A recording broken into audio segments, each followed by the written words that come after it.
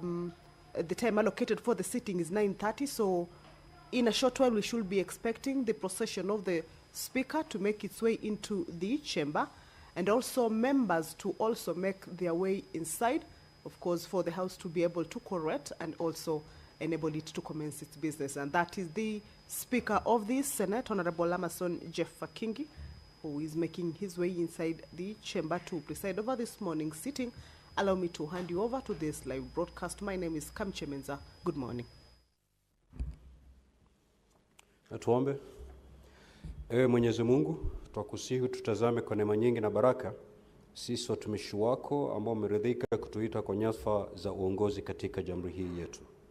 Tutakuomba utawajalie tuyatende na kufikia mambo yote atakayofikishwa mbele yetu kwa njia ya haki na uaminifu, ili kustawisha amani, ufanisi na heri ya nchi yetu na wale ambao haja zao umezikabidhi mikononi mwetu.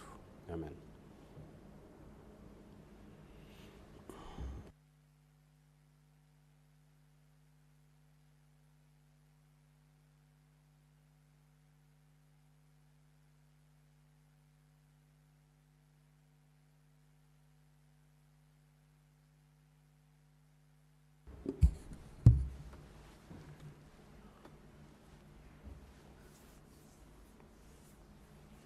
Clerk, do we have quorum?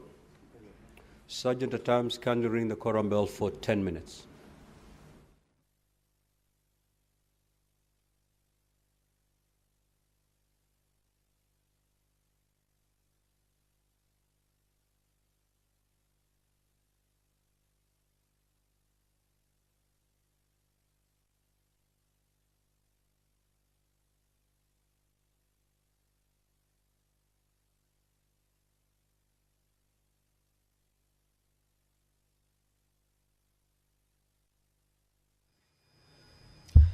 So the prayer has been said and the chair taken. However, it's clear that the House does not have a substantive number of members inside for it to be able to commence its business. The Speaker has directed that the quorum bell be rung for 10 minutes. As we can see, just a few members are inside. I can see the recently sworn-in member, Honorable Consolata Nabuire, who made her way into the chamber much earlier. However, 2 more senators have walked in. We should be expecting more senators to make their way into the chambers. For the quorum to be deemed to have been raised, there needs to be 15 senators inside the House for the business to be able to commence. If that quorum is not raised at the lapse of the first 10-minute quorum bell, a second round of 10-minute quorum bell will be on. However, if that quorum is not raised at the lapse of the second quorum bell, then the House will be adjourned. Remember, this is a Wednesday morning, a sitting that is allocated for the cabinet secretaries to appear before the Senate chambers to respond to various concerns that were earlier on forwarded to the ministries regarding matters relating to either county, inter-county, national, regional, or international level.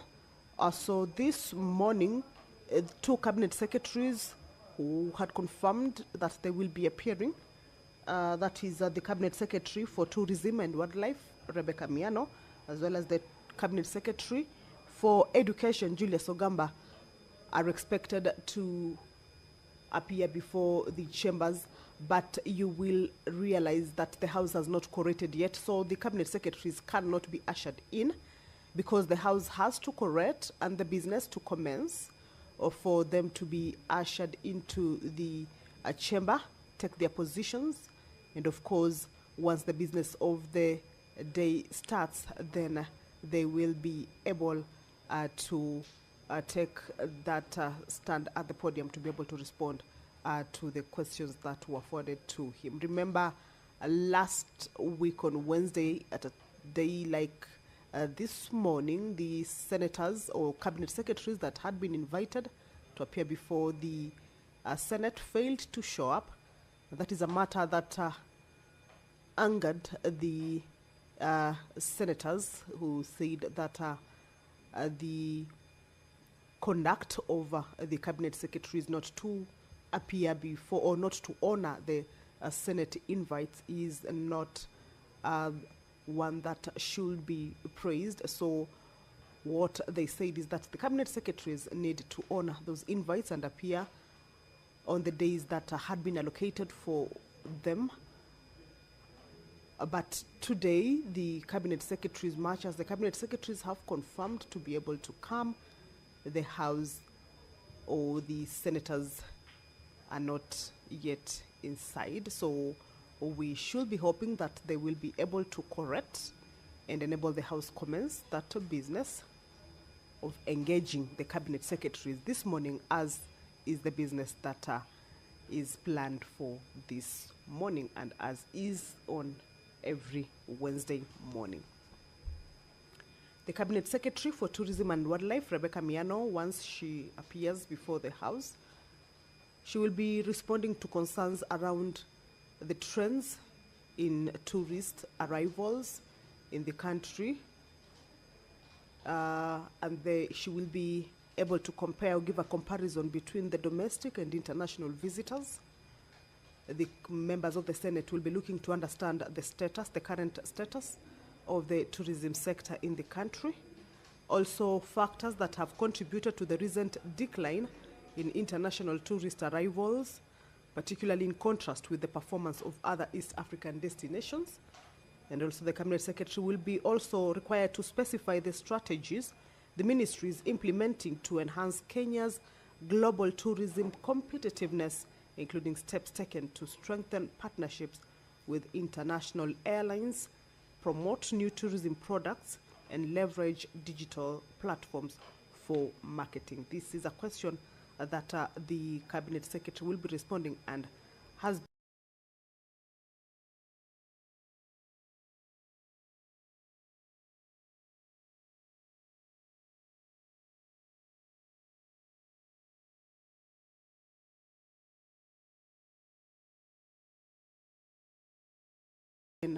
been witnessed. Much as the prayer has been said and the chair taken, the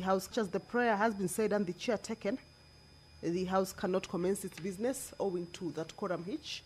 So the quorum bell is currently underway, and as you can see, a few members have also made their way into the chamber. We are looking at about 15 senators. The senator terms are keeping up with the numbers to check whether the House has corrected, and of course alert the clerk and the speaker for the House to be called to order and the business to commence. But until then, we shall continue to take a look at the questions that the cabinet secretaries who have confirmed their appearance before the Senate this morning will be responding to. The Cabinet Secretary for Education, Julius Ogamba, is expected to appear before the Senate this morning to respond to concerns around construction of the grade 9 classrooms countrywide and the progress that is being made specifically in Nairobi City County. This is a question that has been posed to the Cabinet Secretary by nominated Senator Karen Nyamu. Also, what other interventions that the ministry is considering to ensure that there are adequate learning spaces in schools countrywide, and also any state interventions the ministry is implementing to address the looming crisis caused by the 43.4 billion budget shortfall that is threatening free primary and secondary education, and the immediate measures being implemented to ensure the critical programs like funding for capitation and nationwide examinations proceed without disruptions. The question by the Honorable nominated Senator Karen Nyamu also will be requesting the Cabinet Secretary to respond to specific measures that the ministry has put in place to support students with disabilities. The Senator for Muranga, Honorable John Yutu, who has also already made his way into the chamber. We can see the Nairobi City County Senator, Honorable Edwin Sifuna, has also made his way into the chamber. But the question to the Cabinet Secretary for Education from the Senator for Murang'a County is regarding the junior secondary school teachers being assigned subjects outside their areas of specialization, considering the impact that has, or rather that particular issue has had on instructional quality, content accuracy, and learners' preparedness for senior secondary pathways. Also, what measures the ministry has put in place to ensure clear role definition and manageable workloads for JSS teachers who are currently compelled to also teach in the primary section despite the already high demands at JSS level. In line with that particular question, the Cabinet Secretary will also be required to indicate how many practical learning facilities, such as science and ICT labs and workshops, have been constructed or equipped for JSS, and clarify how practical components are being delivered in schools lacking such infrastructure. The two whips from both the minority and the majority side at this point, as you have seen, they are needed to whip their members to get into the chamber. The first quorum bell has lapsed. We need to hear from the speaker to indicate to us. Sergeant at Arms, ring the quorum bell for further 10 minutes.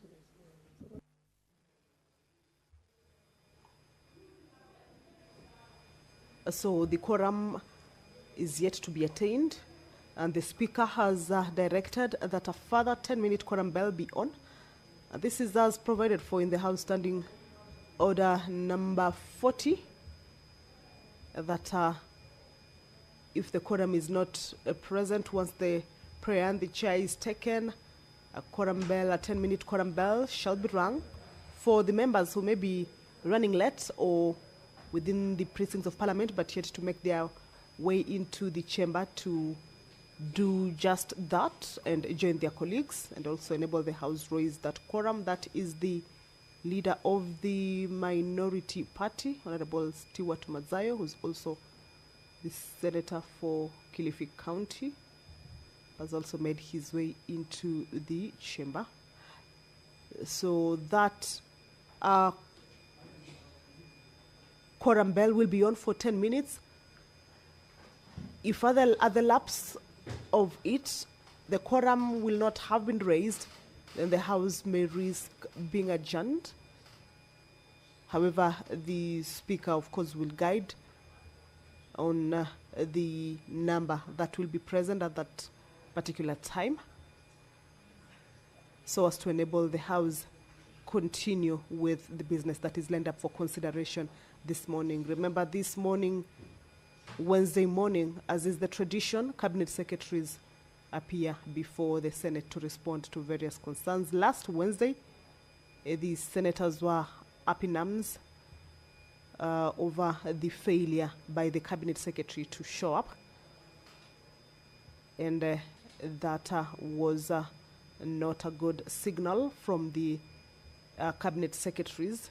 And all right, allow me to hand you over. Senator Boni and Senator Mondigi, kindly take your seats. Clerk, you may proceed to call the first order. Order number 1, administration of oath. Order number 2, communication from the chair. Order number 3, messages. Order number 4, petitions. Order number 5, papers. Order number 6, notices of motion.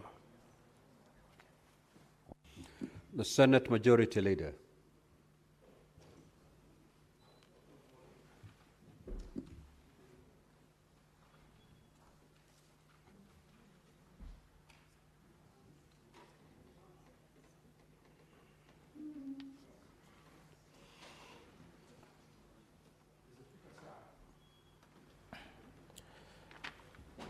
I rise to give notice of motion number 1 on the order paper, that is the approval of Senator Consolata Nabwire wa Kuibabi to serve in the select committees of the Senate. That notwithstanding the resolution of the Senate made on 12th of February 2025 on the approval of senators to serve in various standing committees of the Senate and pursuant to standing orders number 197, 199, and 222, following the nomination by the Senate Business Committee, the Senate approves the nomination of Senator Consolata Nabwire wa Kuibabi, MP, to serve in the Standing Committee on National Cohesion, Equal Opportunity and Regional Integration, and the Select Committee on Delegated Legislation. I thank you, Mr. Speaker. Next order.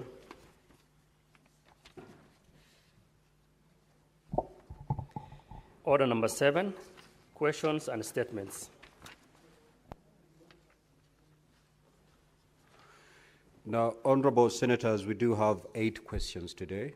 We have 2 CSs. We expect them to appear before plenary for purposes of responding to those 8 questions.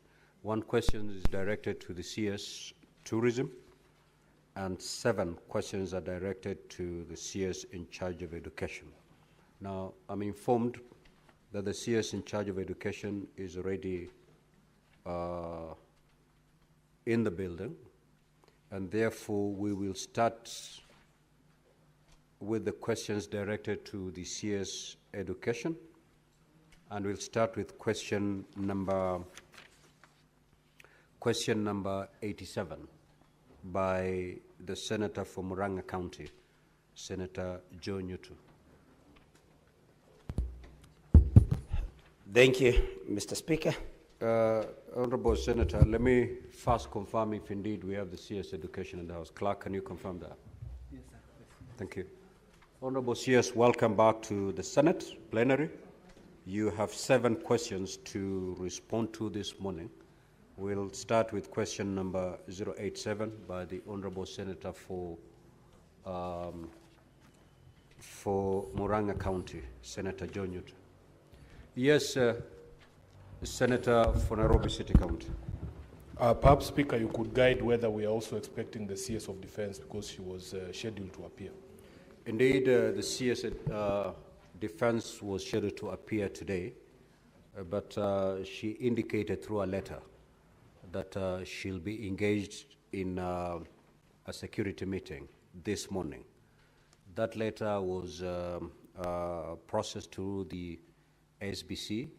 It was found valid, and therefore she was excused from attending today's session. But indeed, we had expected her to appear before us this morning. Yes.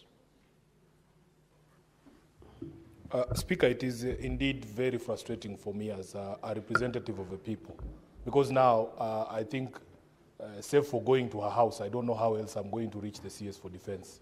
We, as the leadership of Nairobi, all the 19 of us elected to Parliament, the Senator and the 18 colleagues from the National Assembly, wrote a letter to the CS regarding the ongoing recruitment process.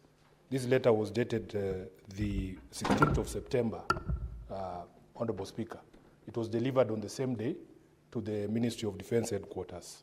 Up to today, the ministry has not seen it fit at all, just as a matter of courtesy, to address the concerns that have been raised by members of Parliament who represent people.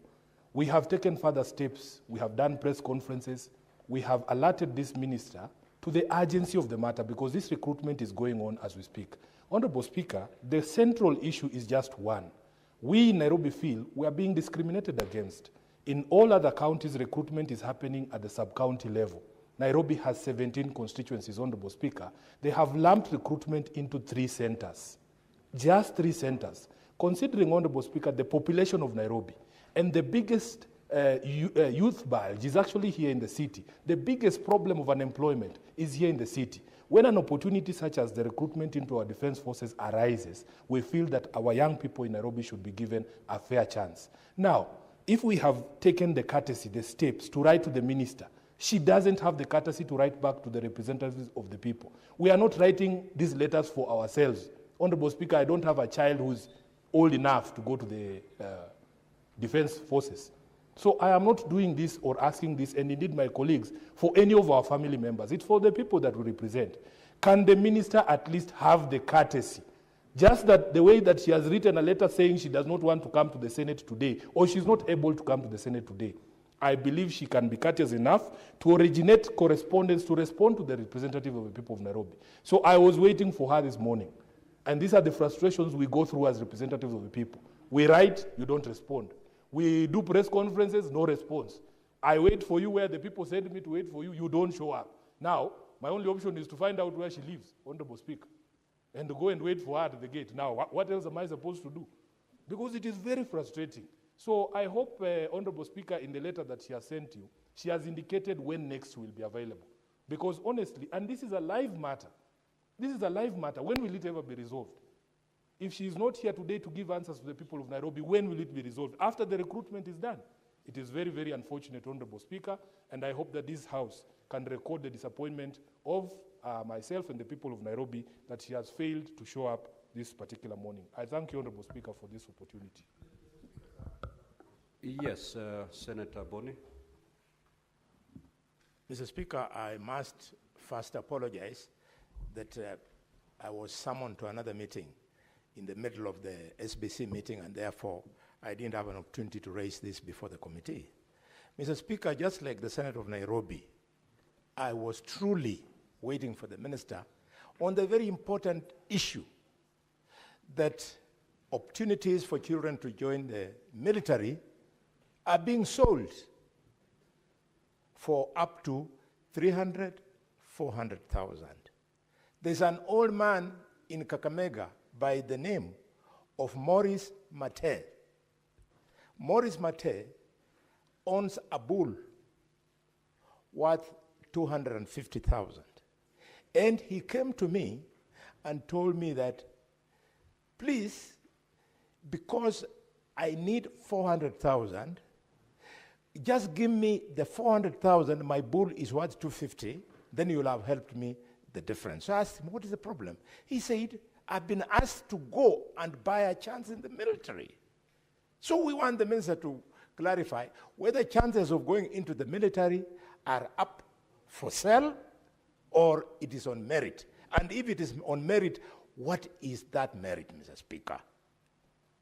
And finally, Mr. Speaker, children from upcountry who have spent all their time here in Nairobi, for all they care, some of them don't even speak their vernaculars.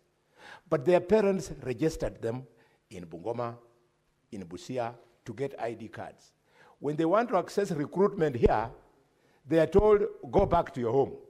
And yet this child, the only thing that connects him to the so-called home is the ID.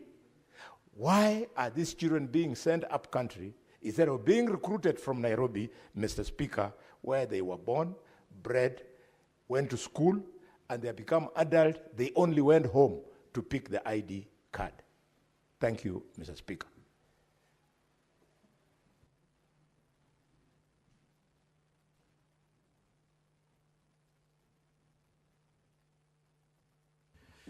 Thank you, Honorable. Honorable Senators, we have 8 questions to be responded to. Yes, Senator Abbas. Honorable Speaker, on the same note, I have asked for a statement from the Minister for Defense in June last year. Sorry, June this year, July this year. And I have received response on 25th July 2025 that was written by the Minister. And it has been appearing in the papers. I have been told this several times, it has been postponed.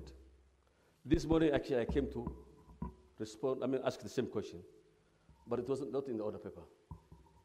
So I think there's a concern on the Minister for Defense to at least be able to appear in this House as planned, because this is the 3rd time now that this question is postponed.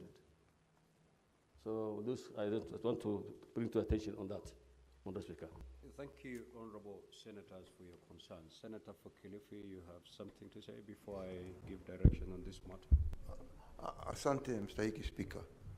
Mstahiki Spika, pia mimi nataka kujiunga na wenzangu kuhusikana na ile mambo ya kuandikishaji kazi wa vijana ambao wako manyumbani wanatafuta kazi katika jeshi na pia vile vile polisi. Ni jambo la kusikitisha kuona ya kwamba kama Kilifi County imepangiwa kama pengine tutachukua watoto kama 300, lakini tukiangalia katika orodha ile ya watu ambao wanachukuliwa kutoka Kilifi, utapata ya kwamba kama Magarini watachukua watoto 2, Malindi watachukua mtoto mmoja, kama ni Ganzo watachukua watoto 2, na Kilifi South watachukua mtoto mmoja. Sasa tunashindwa katika zile nambari ambazo wameziandika 10,000 ambazo watachukua watoto kwa kikazi, inachukuliwa namna gani? Ikiwa Kilifi katika total yote katika Kilifi County wanaweza kuchukua watoto kama 10 tu peke yake. Kwa hiyo tunaona kwamba kilio kama hichi ambacho kimekuja mbele ya Senate hivi sasa ni jambo la kusikitisha, kama waziri ambaye anahusikana na mambo ya kuchukua vijana ambao wanaenda katika kazi za jeshi ama polisi, ya kwamba anaweza kukosa kuja ndani ya bunge la Senate na kuweza kujibu maswali.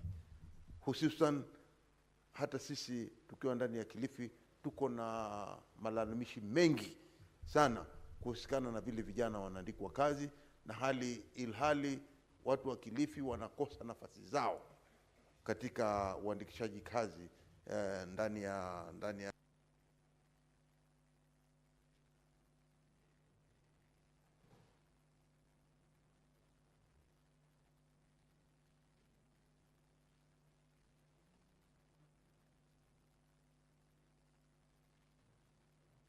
Senator for Nairobi City County, you've said that the recruitment is ongoing. I thought it's supposed to happen between the 13th and 15th of October.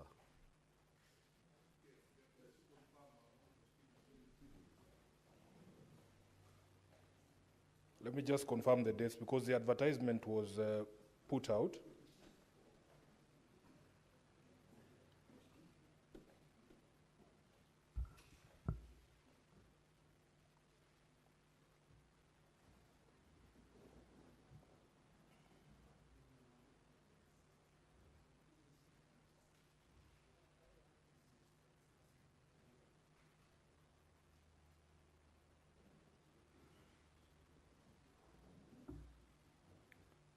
Speaker, the advertisement was put out on the 14th of September. We took that step that I've referred to write to her immediately on the next day, on the 15th of September, as leaders in Nairobi. And we have not been responded to, Honorable Speaker. It's almost 2 weeks now.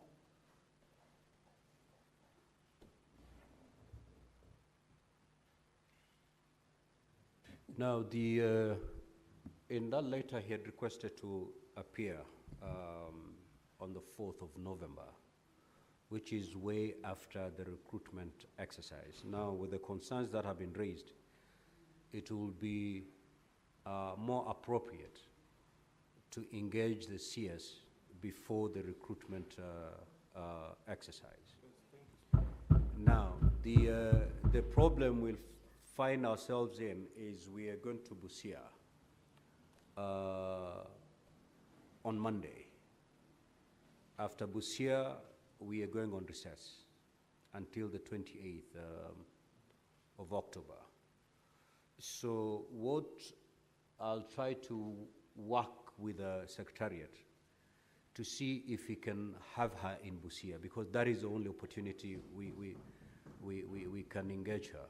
So I will work with the Secretariat to see if we can have the CS appear when we sit in Busia for purposes of just handling the issues surrounding the recruitment. The other questions may be responded to when we're back after the recess.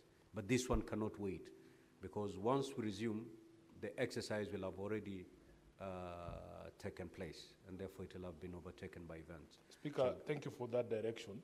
I am just a bit skeptical, because the defense headquarters are in Nairobi.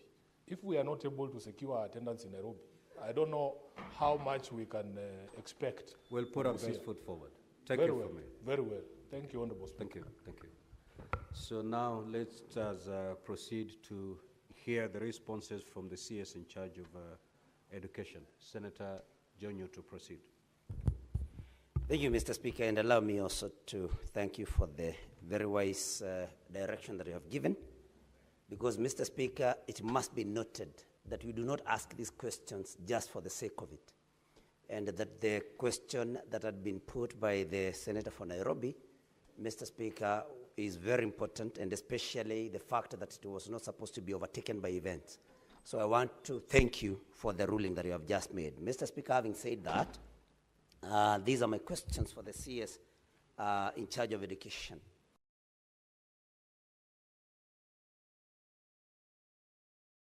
One, quality, content accuracy, and learners' preparedness for senior secondary pathways.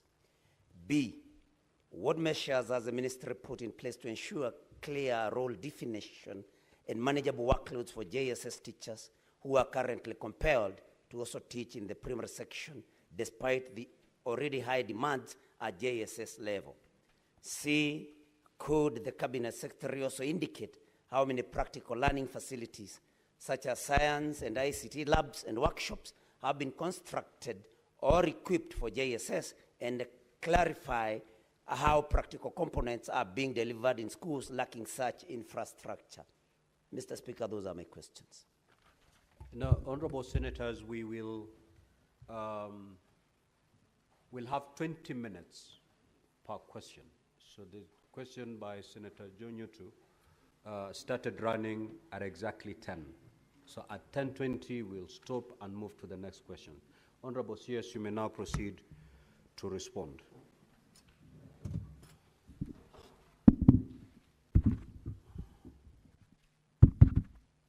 Thank you, Mr. Speaker, and thank you, honorable members.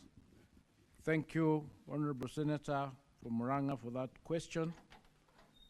In response to the first part of that question, Mr. Speaker, junior school curriculum came with new learning areas. However, most of these learning areas are related to the areas of specialization of the teachers currently deployed or posted to junior school.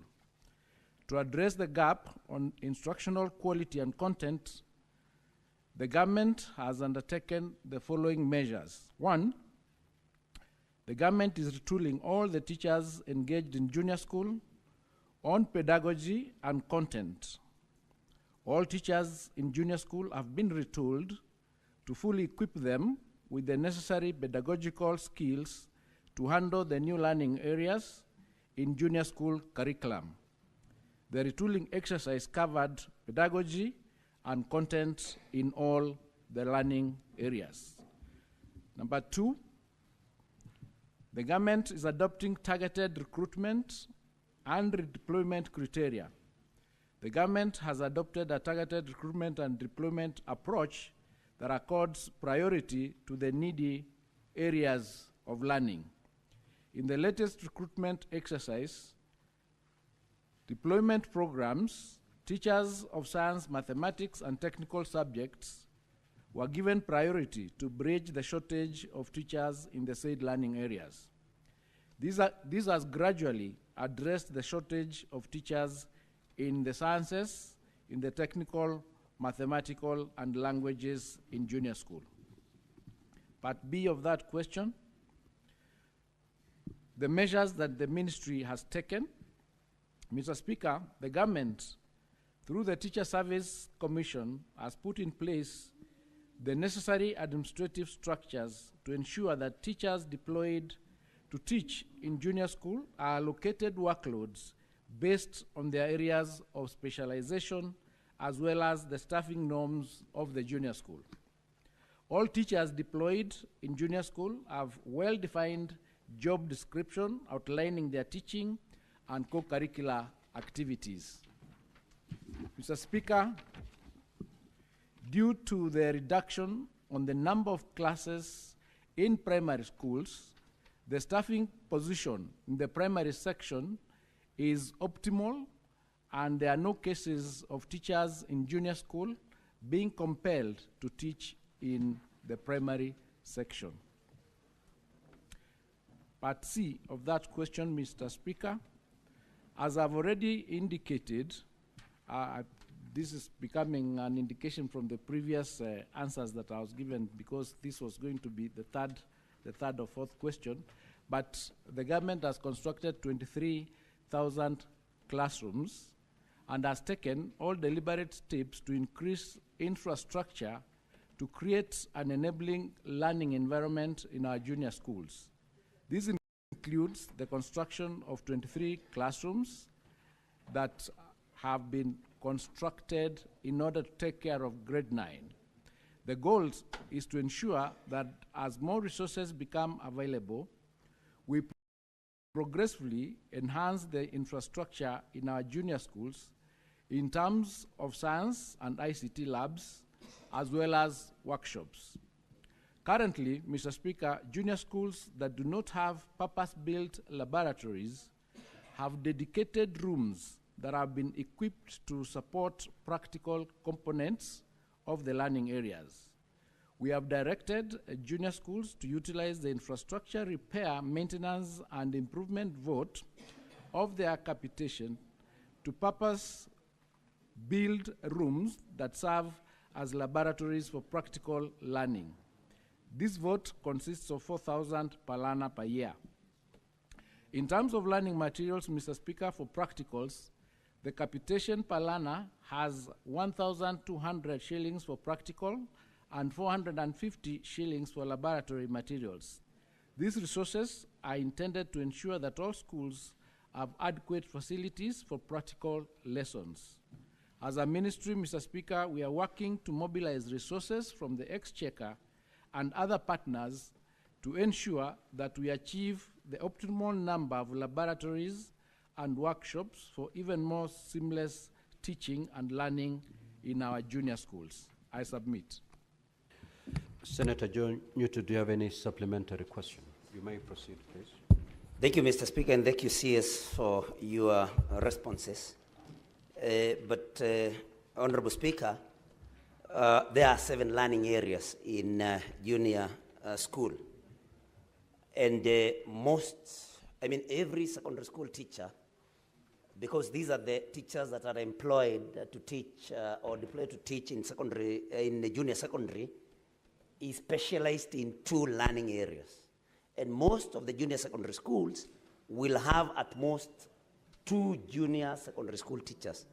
Exactly how do the 2 teachers, are they expected, especially now that we have 3 cohorts in junior secondary school, that is grades 7, 8, and 9, exactly how will 2 teachers in a school be able to handle 3 cohorts with the 7 learning areas? And lastly, Mr. Speaker, regarding the practical aspect of learning, ICT labs and science labs, the CS has given a good answer about an allocation made per student in order to facilitate these resources and actually labs. But Honorable Speaker, most of these allocated funds are never disbursed in full or at the right time to schools. So exactly where does that leave our learners with the technical aspect of their curriculum? Thank you, Mr. Speaker. Honorable CS, you may proceed to respond.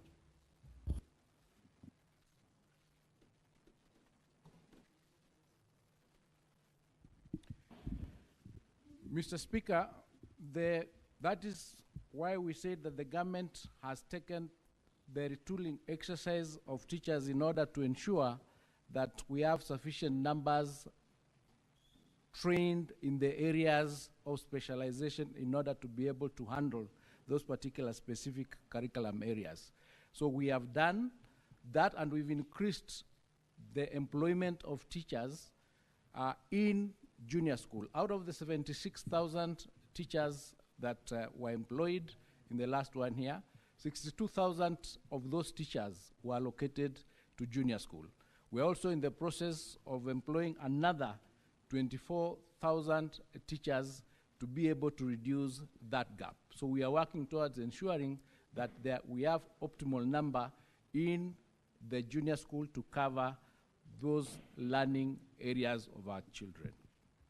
On the issue of ICT labs and the figures, what's happened is when we were doing the analysis to determine how many classrooms and instruments were required to ensure that we have sufficient classes for grade 9, out of the 23,000 classrooms that were done, some of them were on the basis of the labs and ICT rooms that were required. And that is part and parcel of the program that was done to ensure that we have adequate facilities, infrastructure, and instruments in those schools. Thank you. Senator Manzo. Thank you, Mr. Speaker. Mr. Speaker, with the tremendous respect to the CS and the learned friend, senior learned friend, C is very specific, Mr. Speaker, that how many practical learning facilities, meaning science labs and ICT labs, specifically across the country, Mr. Speaker. And having an ICT lab or having a practical laboratory means exactly having a laboratory with equipment, Mr. Speaker. So could the CS go into that detail? Because as far as I know, in Makueni County, we don't have any, not even a single one. So I don't know where they have done them in the country. And what are the budgets, if he has any budgets? And if so, since they've been implementing this for years, when is he going to implement this? What are the statistics, Mr. Speaker? I thank you. Senator Boni. Thank you, Mr. Speaker. Allow me to congratulate the minister. When I follow him, he's committed, and his pronouncements have remained professional. Mr. Speaker, whereas you have told us that you are going to recruit around 24,000 teachers, for which we are happy, given that Kakamega County alone, in my office, I have a list of 6,300 teachers hoping that I can help them to get employed. Can you confirm that it is not the ministry's policy that the only people who should benefit from the recruitment are children who are trained and qualified in science-related courses? If that is the case, as you have directed in the current recruitment, what is the fate of the others who are educated and trained by the government in non-science related courses? Are you telling them that their future has collapsed? Will they ever be employed?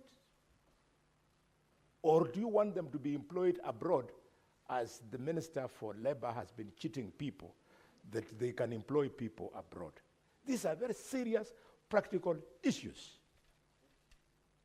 And more so, Mr. Speaker, we have children who are now, in fact, not children, Senator Boni, you've asked your question. Now you're giving a speech. Allow me just press it a little bit so that the voters know that we are alive to their problems. Mr. Speaker, we have young adults aged 40, 41, 42, 43 years old. They have been waiting to be employed. And there is some rule in the ministry that once you are 45 and above, you cannot be employed. Where will these young people go? Senator for Nairobi City County.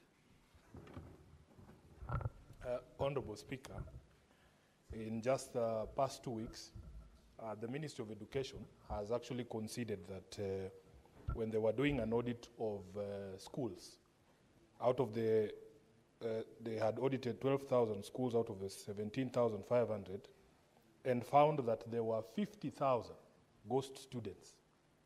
And in fact, the PS for Education, Bitok, was before the National Assembly, and he confirmed that the problem was most rampant in secondary schools.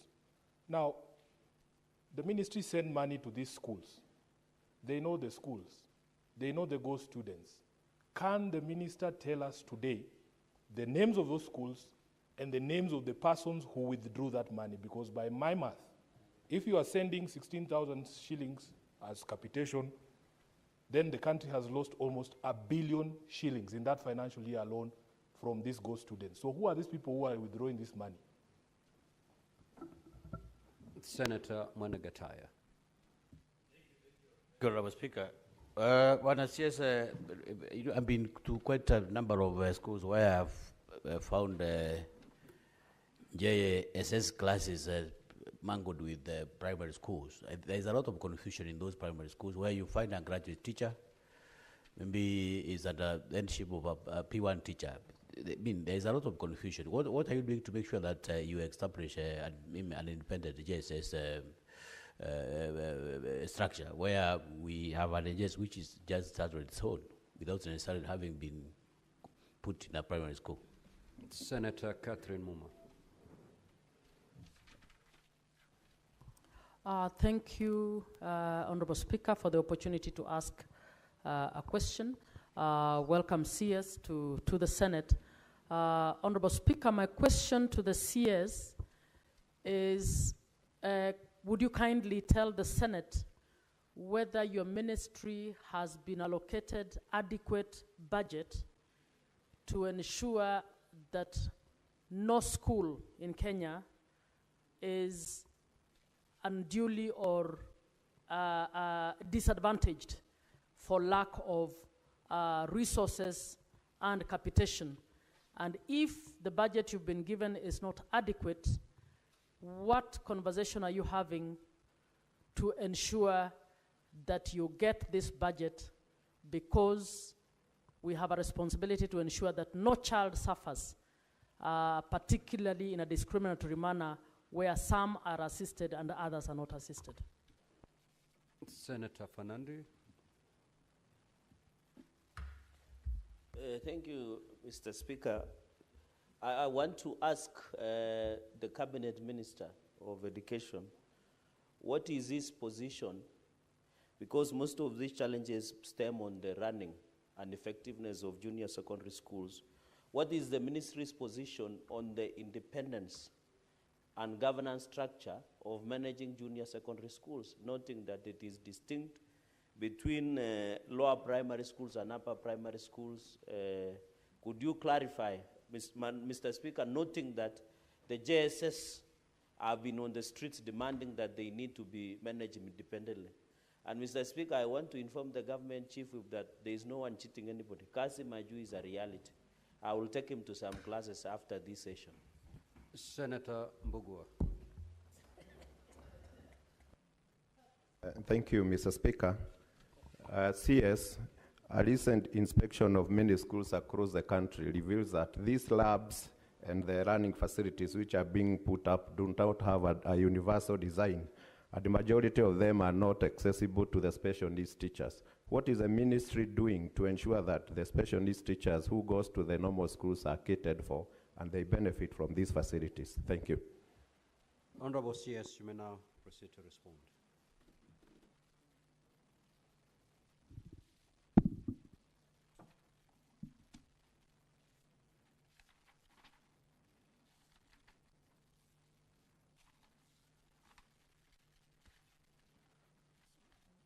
So to Senator Manzo's question, the question is specific, and I did indicate that all our junior schools have either a purpose-built laboratory or a converted classroom for teaching practical components. Those that do not have purpose-built labs are being considered as resources become available.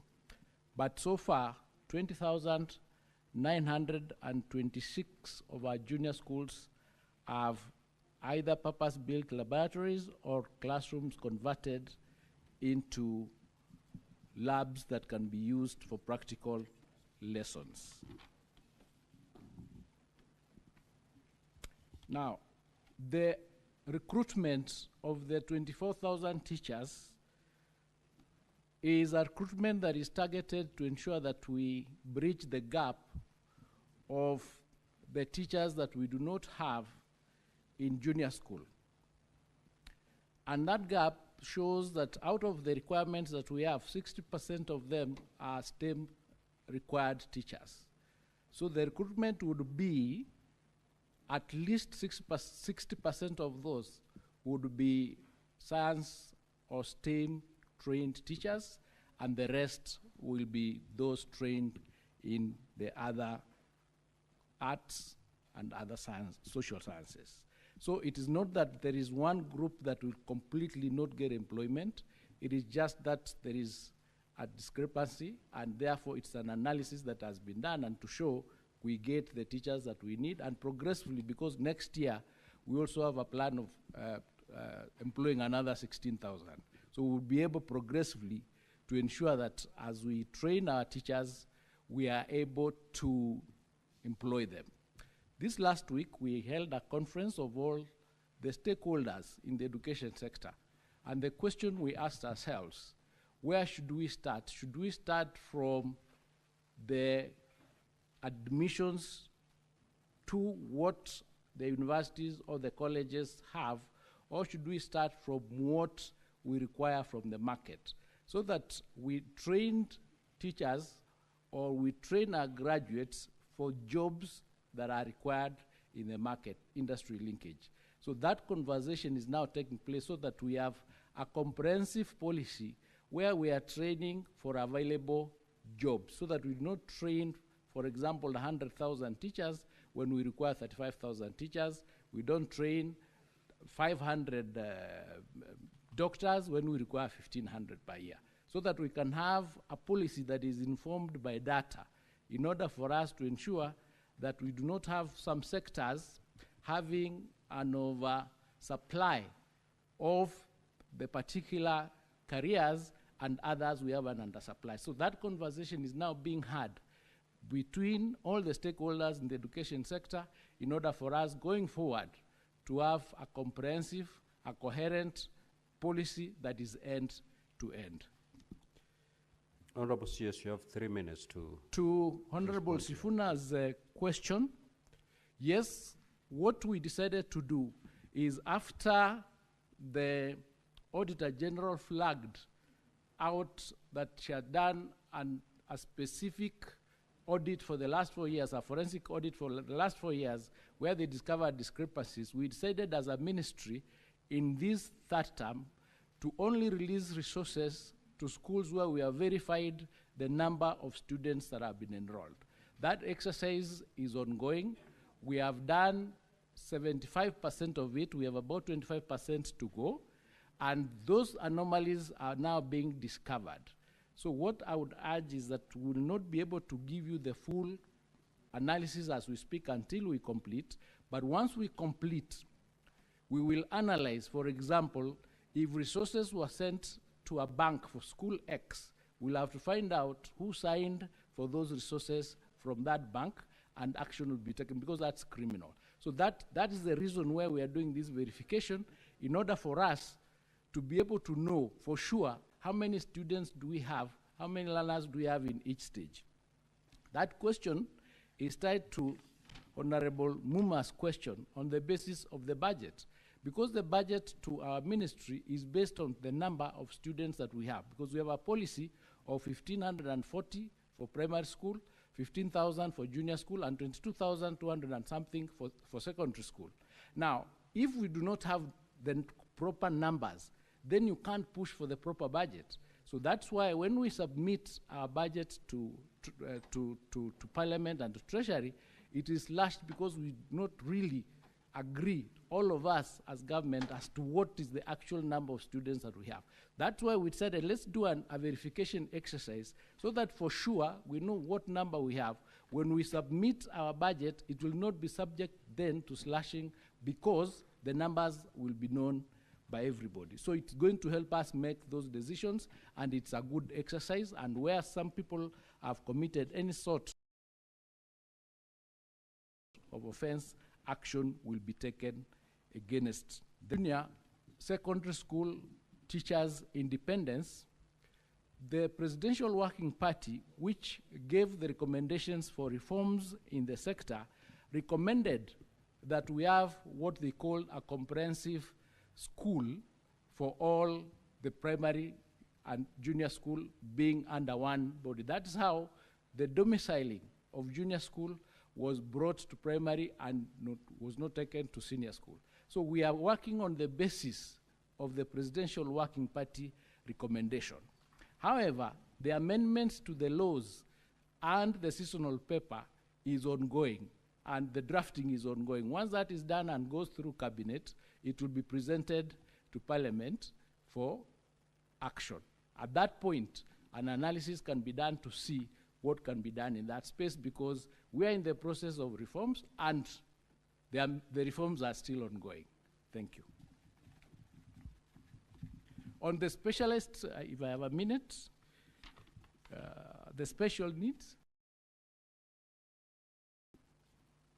On the issue of the special needs and what is being done on it, there are specific schools that have special needs infrastructure, and in terms of the funds that we give to them to support them to get instruments, to get the facilities that they require, on top of the figure that we give, for example, in secondary school of 22,000, where we have a special needs child, 32,000 is added to them, so that what is required can be rebuilt for those specific schools where they are. Thank you. We move to question number 089 by the Honorable Senator for Tharaka Nithi, Senator Wenda Gataya. Thank you, Honorable Speaker. Honorable Speaker, my question is to the CS Education.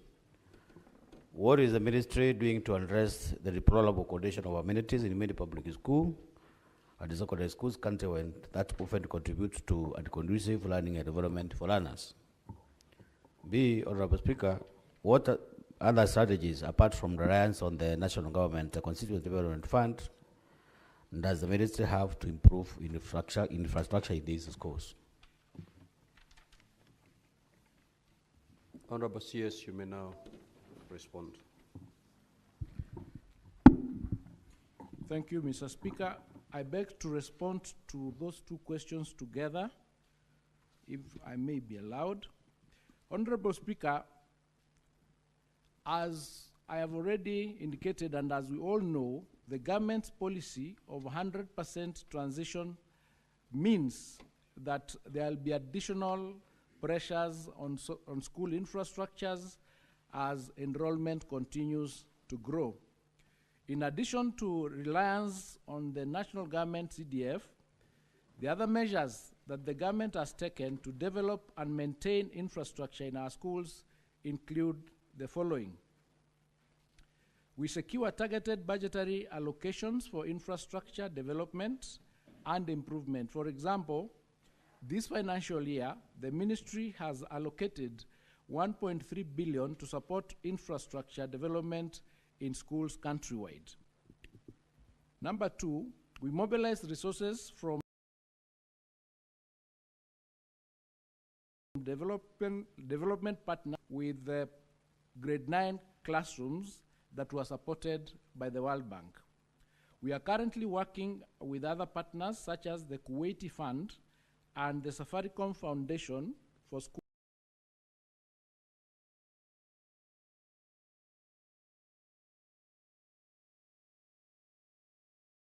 infrastructure development. In schools, for example, 4,000 shillings per learner is earmarked to instruct 1,000 is earmarked for repairs, maintenance, and improvement. The ministry also encourages alumni-led infrastructure development initiatives through community contributions programs.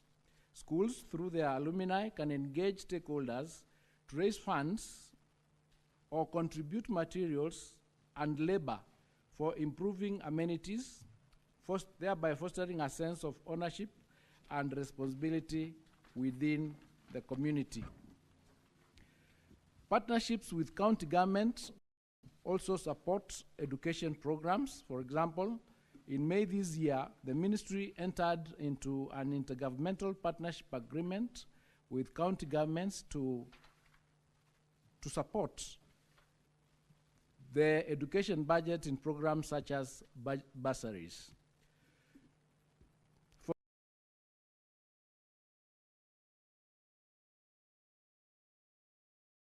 Resources, Mr. Speaker, to have an impact in the development and maintenance of infrastructure, it is critical that they are utilized prudently. In this regard, the ministry has invested in enhancing the capacity of school boards of management to ensure that they oversee prudent utilization of resources and to also empower them to enable them to undertake resource mobilization. The successful completion of the 23,000 classrooms that were done for grade 9 was done through the partnership of the national government and the decentralization of the infrastructure development into those schools so that they could own the work that was being done. I submit. Senator Gataya. Yes, if indeed these measures have been in place for all these years, because I've seen some very beautiful measures from the military, then one would be interested to know why do we have these dilapidated public schools across the country? CS recently, we were treated to some news in some parts of Tharaka-Nithi where some mud-walled schools were paraded across the media houses. Those schools are not even fit for human habitation. They are there, quite a number, and I'm happy, I know of, you send some teams to Tharaka-Nithi, you confirmed about 46 schools that are not even supposed to have children in those, those children are not supposed to even to be there. So if these measures have been in place, what is this that the ministry does to make sure that there is that equitable distribution of the so-called measures? Like, for example, I've seen you talk of 1.3 billion budget for the Ministry of Education. Is there any way? Do you have any? Are you private to information on the amount that could be allocated, maybe to address those urgent situations on the ground? Because I don't think whether those schools are. I think they're supposed to be condemned. Senator Mandago. Senator Mundigi. Okay, Bwana Spika, swali langu kwa CS wa elimu. Kitu ya kwanza ni kupongeza CS wa elimu kwa sababu nakumbuka wakati ulikuwa fanya kazi kwa KenGen ulilainisha. Na wakati umekuja kwa Ministry of Education unajaribu kulainisha. Swali langu ni kuuliza katika upande wa elimu mambo ya pesa ile inapeanwa ni budget haijatosha ama budget imetosha, kwa sababu tumeona shule nyingi mambo ya competition imeselewa na unakuta kuna pesa inatakiwa kama mambo ya emergency na upepo unakuta shule nyingi haijapanda miti. Sijui kama uko na uhusiano na wasiri wa upandaji wa miti ndio shule zote siweze kupandwa miti juu ya climate change. Kwa sababu wakati upepo imekuja kama county zingine kama Embu County, upande wa Mbeere South na Mbeere North, upepo ilikuja ikachukua madrasa ingine ikaenda mapati. Sasa hii watoto wanateseka kama Karura na Gatete Primary School. Mpaka imefika mimi nimeomba pesa kidogo, nimekuwa huko jana. Wale watoto wametoka pale wamewacha shule, ni wakati wanaenda kufanya mtihani. Sasa hii wanaenda hata kuanza kufanya kazi zingine haieleweki. What is your question? Swali langu ni kutaka kujua shule kama hizo, wasiri wa elimu utaweza kusaidia ile shule ya Gatete namna gani na shule hii ya Karura ndio iweze kupata mapati ingine ama innovation ya pesa ile ya emergency. Ama ni Tresa ya nje kupatia pesa. Asante Bwana Speaker. Senator Abbas. Thank you, Honorable Speaker. Honorable Speaker, my question is that, this country seems that we are not even prepared for the CBC program. If you go to my place, Wajir, and even the other areas related to, Mandera and Garissa, the situation is actually pathetic, especially in terms of infrastructure. Now that the grade 9 are going for exams, and there's no one single labs and classes even are not there. There are very rare classes, very few classes. Waziri, TVETs, technical schools, places. No equipment. They're all up to now not operational. When you ask them what is happening, they're being told that the equipment are being waited from China, but I don't know where it is coming from.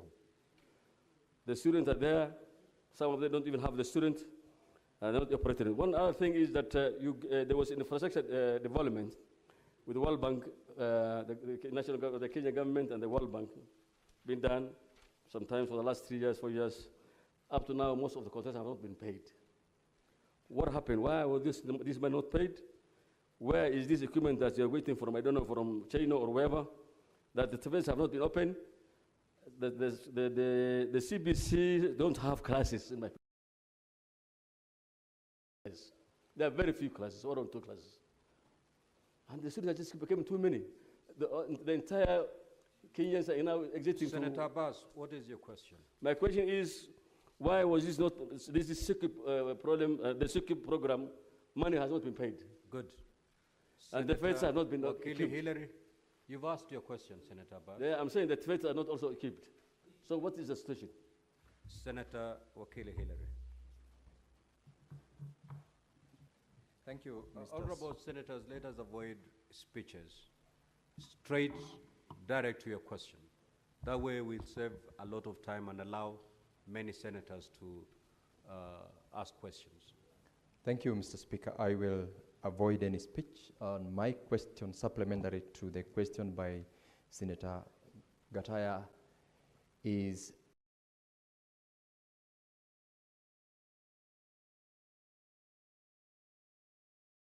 the basis upon which the ministry permits additional registers and not even fit for habitation, and two, whether the CS is able to give us statistics of the institutions which require special attention, like the ones which Senator Mwenda Gataya has requested, as well as others across the country, including even in the county of Bomet. Thank you, Mr. Speaker. Senator Kathuri.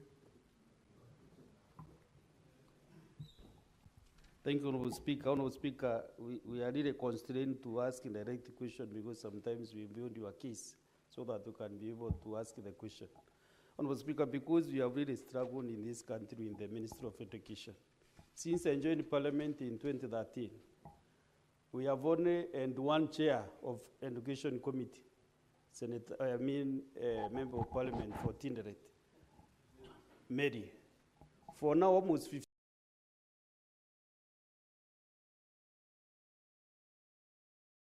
years, we have not been able to sort that mess, regardless that he has been there for 15 years. That is historic. You know, he has the memory of the institution for almost now this 13th year, and we have not been able to sort education issues. Every time they summon the CS in the Committee of Education in the Royal House, they are still struggling. You can see that committee is really struggling to address issues on education. So, Mr. Speaker, that is why this Senate can be able to handle these issues if the CS can give us time to engage him. The Committee on Education and other leaders like us can be able to do a lot for the Ministry of Education. So, Mr. Speaker, like now, for example, we are going to the close of the CDF in June 30th this year. And still, CDF has been supporting schools, including the Raka where Senator Mofaya comes from. And they have not been able to manage the infrastructure of those schools. So I'm asking the CS, now after the CDF goes, what strategy, CS, do you have to do infrastructure in those schools? Because now CDF has been supporting you, and CDF is going. Also, what will you do? Number two, is the Speaker, you know the free primary and secondary education in some certain budget. Honorable Senator, you know, in our standing orders, you're entitled to ask one question only. Honorable Speaker, during check on the candidate, let me ask this one. This last one. I'm afraid our standing orders do not recognize. Maybe at some point, Jorin Cheke is not recognized in this Senate. Conclude, Honorable Senator, conclude. Honorable Speaker, it is because of these bursary funds. Like now, the money with the MPs is almost 15 billion. So how much money do you need the CS to give the capitation in full or to deliver free primary and secondary education? Can we move all these bursaries from these other, from the MPs, from GAF, from the county governments, and give you all that money so that you can distribute it directly to schools? Do you feel you can be able to do that so that we don't pay all these funds to come to the ministry and then you give all the schools free primary and secondary education? Thank you, sir. Senator Catherine. Thank you, Speaker. Honorable CS, my question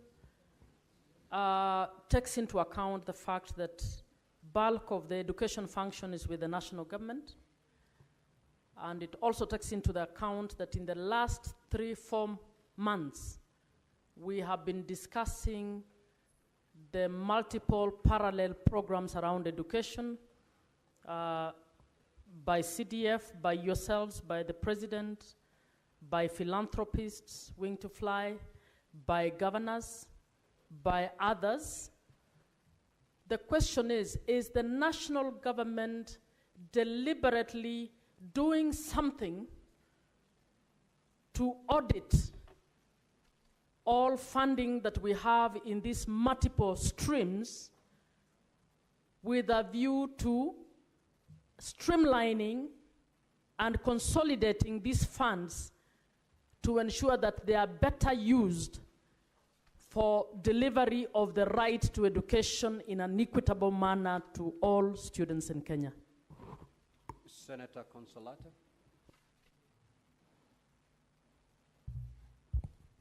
Thank you, Mr. Speaker.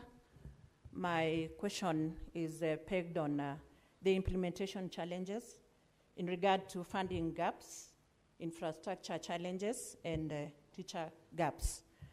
We are in a world of technology, that is a techno-savvy season, and I would like to pose this question to the CS, that what strategies does the government have to invest in technology, or rather in the digital infrastructure in regard to the computers, labs, workshops, and anything in relation to that. In regard to CBE, we need the compliance to the infrastructure that will be laid. And finally, still to the infrastructure, I would like to ask, what strategy does the government have in regard to occupation safety and health frameworks to ensure reasonable safety, hygiene, and security measures to protect the learners and the workers in the institutions? Thank you, Mr. Speaker. Now, Senator Consolata allowed you to get away with that, but according to our standing orders, you're entitled to ask only one. Thank you, Mr. Speaker. Senator Miraj. Asante Bwana Spika. Swali langu kwa waziri ni kumuuliza inakuwaje kwamba tunaona mijengo mipya inaendelea kujengwa ya mashule, ili hali shule ambazo zipo tayari ziko katika hali mbaya, hali ambayo imedorora. Nikipiga mfano wa shule ya Jamvi la Wageni pale Likoni na shule ya Peleleza, inakuwaje kwamba watoto wanaendelea kupata majibu duni kutoka Pwani na bado tunaendelea kukubali mifuko ya hazina ya CDF na mifuko mengine mengi kuendelea kuleta mijengo mipya ili hali ile iliyopo iko katika hali ngumu? Je, tunataka kuendelea na mviringo wa matokeo duni, ama tunataka kuwasaidia watoto wetu wawe watoto ambao wana maono mazuri na msingi mwema katika maisha yao? Asante Bwana Spika. Senator Joyce Korir.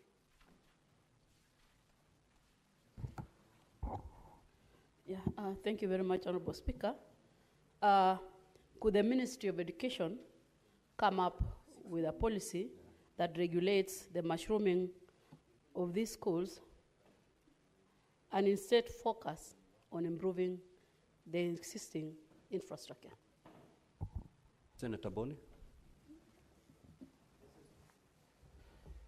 Mr. Speaker, I'm a little bit worried about the 33,000 primary schools where this facility has been, have been constructed. According to data from the ministry has got a total of 35,570 primary schools in this country, of which 11,000 are private, meaning the ministry has got 23,000 primary schools.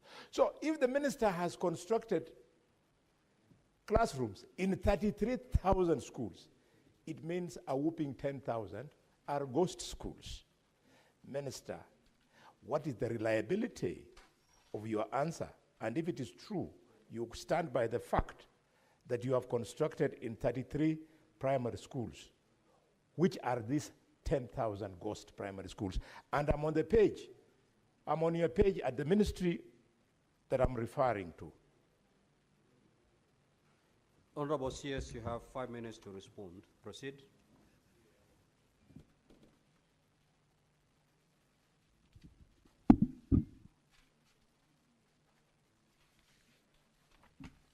Let me start with the question of Senator Kalwale quickly. We've constructed 23,000 classrooms, not in 23,000 schools. Some of the schools required 4 classrooms, others 5, others 2, depending on the streams that they had. Each classroom required to hold 45 students. So it's not like we've done 23,000 classrooms in 23,000 schools.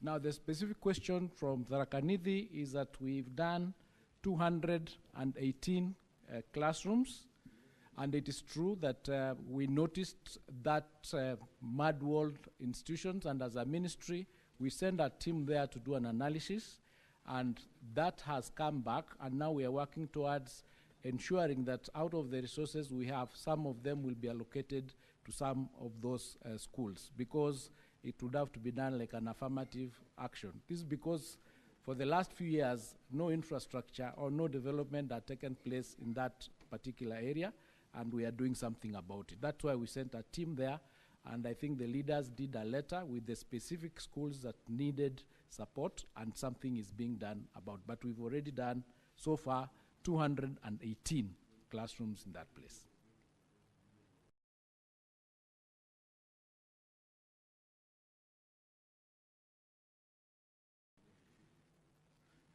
With respect to Senator Mundig, to ensure that all our schools have trees planted, and this is an exercise that is done continuously and would be continuing to do it in those areas. But as a ministry, we do not have an emergency kitty where, for example, in situations where roofs are blown off, we can quickly go into that kitty and release resources for those schools.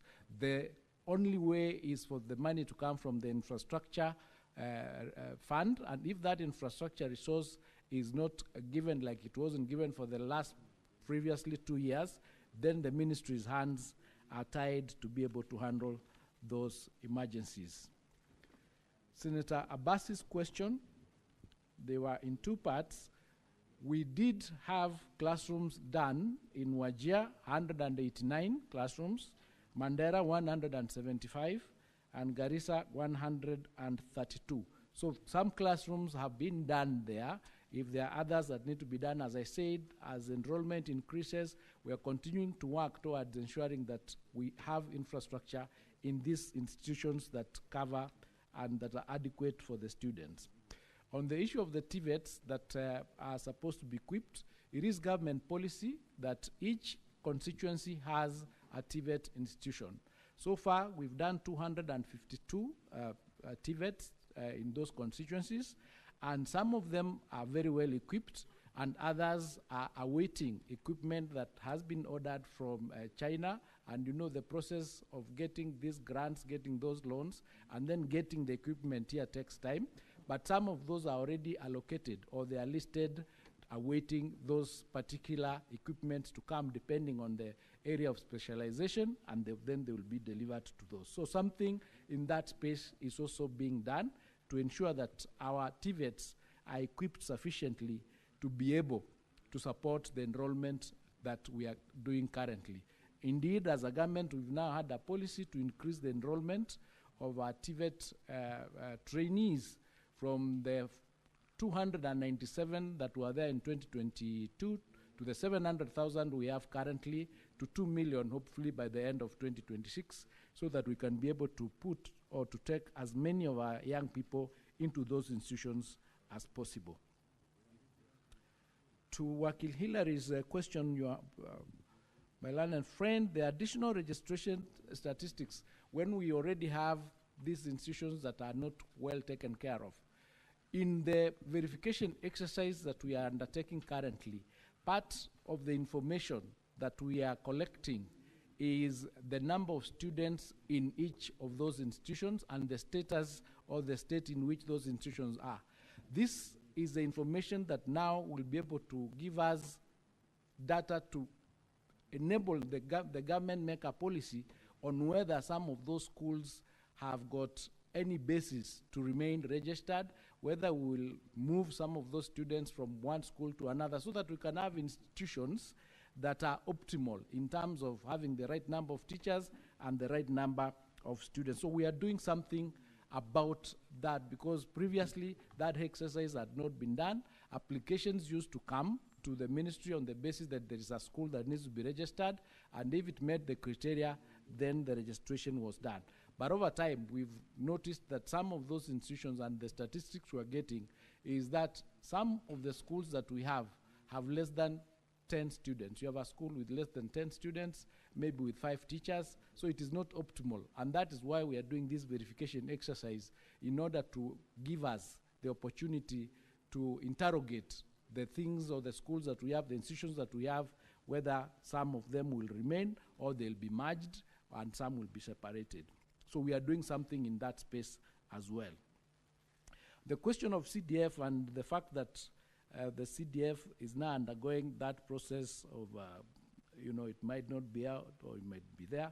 But if for any chance CDF is not there, then the funds that CDF now is using for purposes of supporting the ministry would request that that then fund would be allocated to the ministry in order for the ministry to continue doing the infrastructure and the bursaries that the CDF is doing.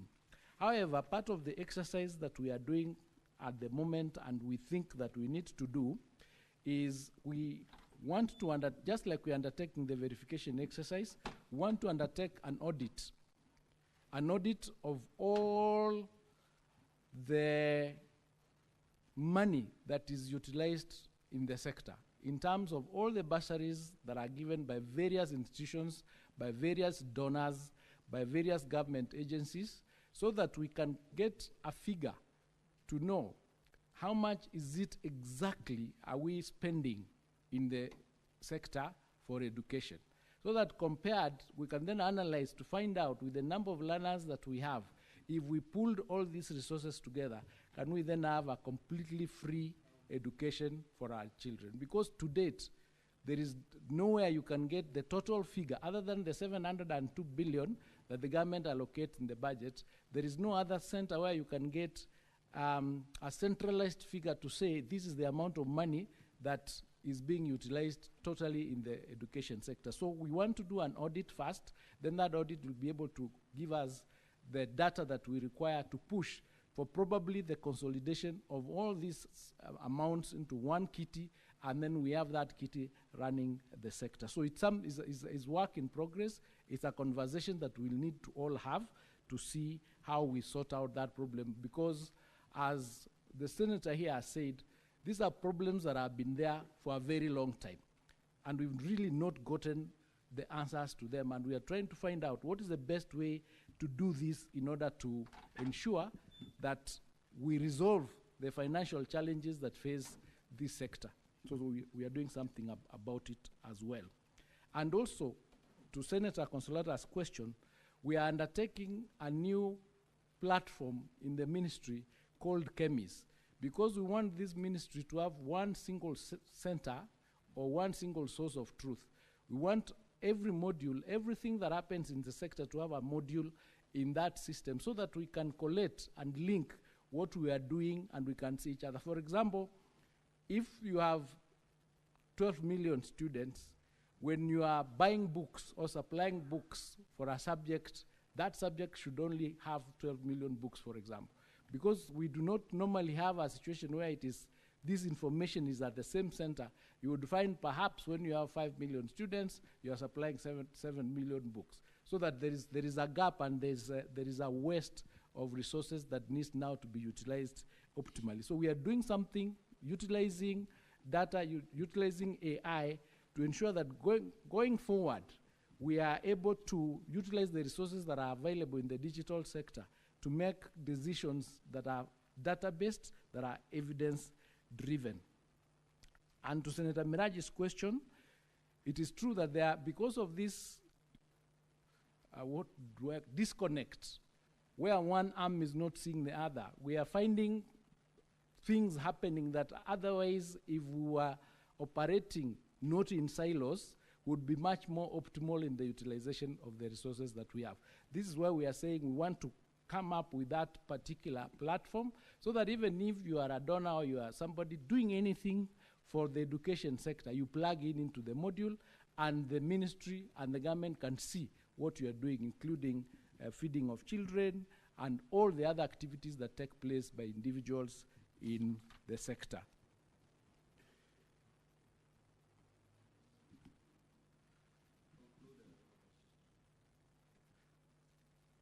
Policy to regulate the the policy is the same thing that I think I've explained. Senator Joyce had requested whether we have a policy to bring all these things together, and we are working on it. It's the same question that I think I've responded to. Thank you. Honorable Senators, will move to question number 101 by the Senator for Bomet County, the Honorable Wakili Hilary Sigei. Honorable Senator, you may proceed to ask your question. Thank you, Honorable Speaker. I also want to thank the CS for availing a response to the question which I'm straight away going to ask. This is question number 101.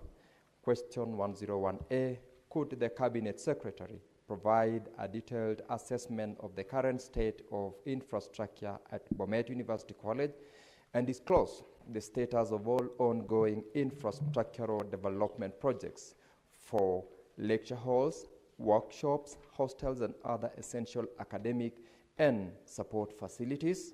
101B, what steps has the ministry taken to ensure that the college has adequate and suitable land to meet its current and future development needs?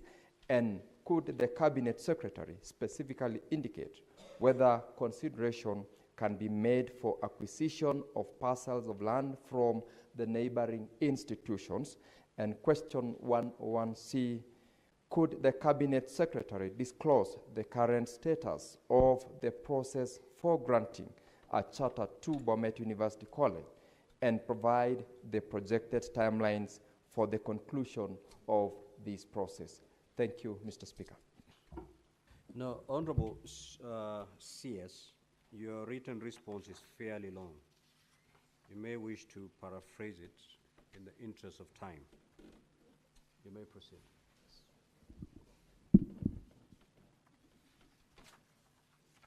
It's already been circulated to all honorable senators. So Yes, you may Mr. just Speaker, I'll paraphrase. try and do that. With respect to question number 101A,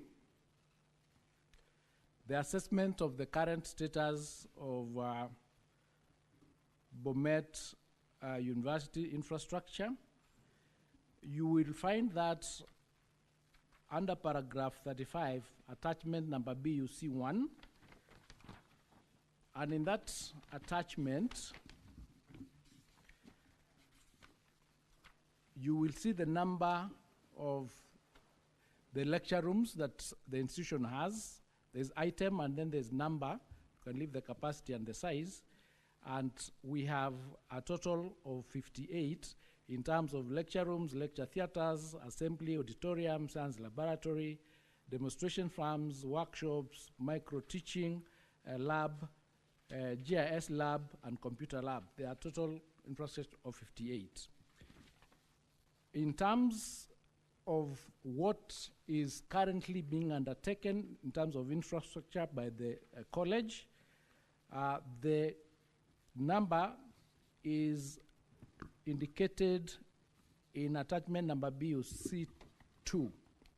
But basically, the projects that are being undertaken as we speak include the tuition block, which is at 98% complete. Then we have the library block, is at 95% complete. We have the multipurpose hall, it's at 92% complete. We have hostels that are at 4% complete. We have civil works around the college that are 65% complete. There's the borehole drilling, elevated tank, service tank, and reticulation is at 60% complete, and the research center is at 91% complete. All right, there is a figure there that is indicated under paragraph 39. Now, on the proposed construction of the block, the administrative block, lecture theater, and associated works, you would find that the administration block is currently at 98% complete, having utilized a total of 120 million out of the 137 allocated. And then the project that has been allocated 55 this financial year in order to cover the shortfall that is remaining, and 40 million is supposed to come from the government, while 15 million will be sourced from A&A. The proposed construction of the extension of the ablution block, the works are at 91% done at a total cost of 11.9%. The amount already paid is 6 million. There's a balance of 5 million, which has been budgeted for, and that project is also ongoing.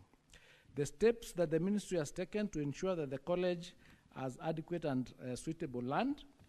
Now, the details on the table there indicate how much land the university already has.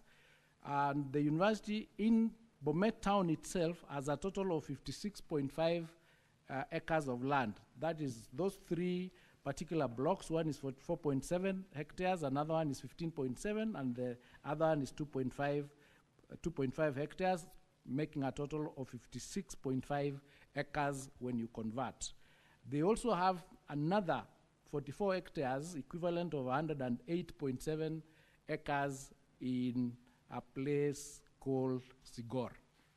However, the university is also discussing with the following institutions in order to expand the land, that is St. Michael Secondary School, Imarisha Sacco grounds, Bomet TTC, and the prison's open land space next to it. But even as they do that, let's just confirm that the institution has sufficient land as per CUE requirements that requires a university to have a minimum of 52 acres. It already has 56.5, as I said, and 108.7 acres. I think the other important part is on the question of the charter. The institution has been working with CUE, and they've gone to, back and forth, last resting with the CUE going there in August this year, on the 19th of August 2025, when the commission visited to find out whether they have met the requirements of the various inspections that the CUE had done, and they have come back with that particular report, and they are currently undertaking an analysis of that report. And it's thus projected that, subject to the positive findings by the Commission for the University Education, the college will be awarded its charter before the end of this year. That will depend on the analysis of the visit by CUE. Thank you. Thank you, CS. Senator Wakiri, do you have Oh, the two supplementary questions? Yes, Mr. Speaker, I have got more than two, but I know I can only be allowed to ask two questions. So I'll ask the two questions in order of their priority. Number one, Mr. Speaker, is on a specific response to paragraph 38 on the works in the projects which were retendered. There is an indication by the response by the Honorable CS under item D on hostels at 4% complete. I think this must be misinformation because I'm a resident of Bomet. I am not aware whether there has been any foundation stone on the hostels within the university other than a budgetary allocation and advert that went out in the mainstream media sometimes back on the affordable housing programs that the university was allocated 800 hostels. Could the CS maybe clarify so that for purposes of public consumption, we indeed get the right information? Secondly, under paragraph 42, on the details of land ownership by the university. I do not know whether the Honorable CS is aware that parcel Kericho-Bomet is a Kericho-Bomet town plot 437 is a subject of an active court case, and whether the ministry is involved in it and options available as regards the protection of the public interest in that particular case that is ongoing. Thank you, Mr. Speaker. I will pass the third question to the Honorable Senator Joyce Korir to ask as a supplementary question, because don't give your tactics. Thank you, Mr. Speaker. Otherwise, Thank I you. might even also not give her the opportunity. Yes, you can answer those two supplementary questions. Yes. Then we take more from the members. On the question of the hostels being at 4% complete, the information we got is that only the excavations were done, accounting for the figure of 4%. The construction itself has not started. They did the excavations that they've indicated that it's accounting for 4%. On question of the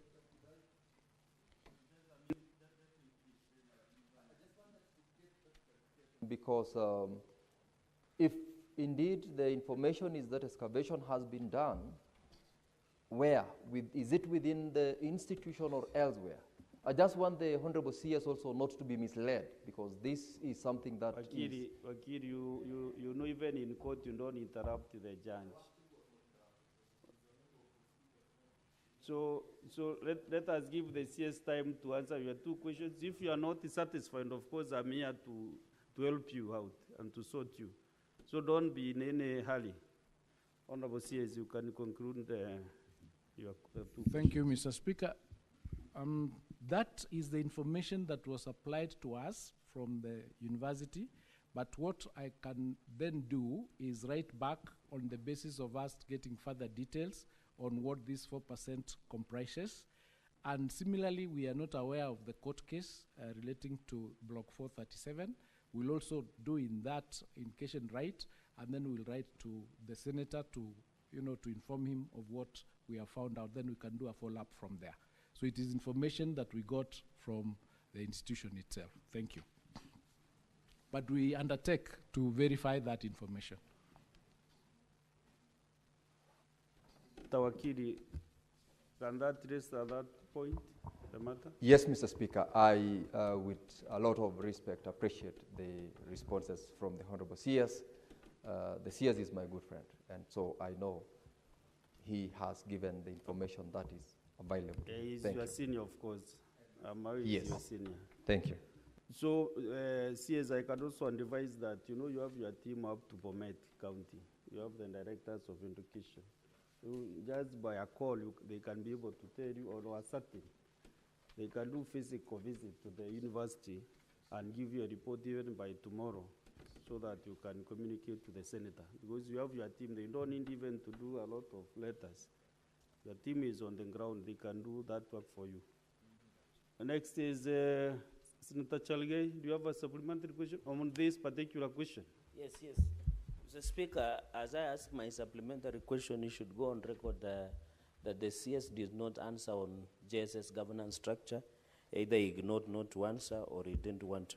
My only supplementary question on this matter, Mr. Speaker, sir, is as much as we are discussing about infrastructure in the universities, what is the current situation of infrastructure in the universities and budgetary allocation, including both infrastructure and industrial action or strikes that we are witnessing in the country among university, and to give us update on the ongoing strikes by the lecturers across the country. I yield, Mr. Speaker, sir. Beatrice Akin Ogola. Thank you, Honorable Speaker.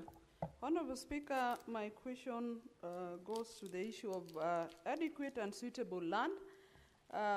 CS, what measures is the ministry putting in place to ensure that our schools get their titles in order to secure the parcels of land they have?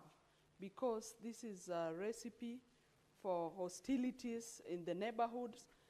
CS, one of my schools in my home sub-county in Dewa sub-county, a school called Buru Atego, that has no title, and they are ever squabbling, and it looks like the management of the school is not able to finish with the title. Specifically, what are you doing other than the generalities of schools should get titles?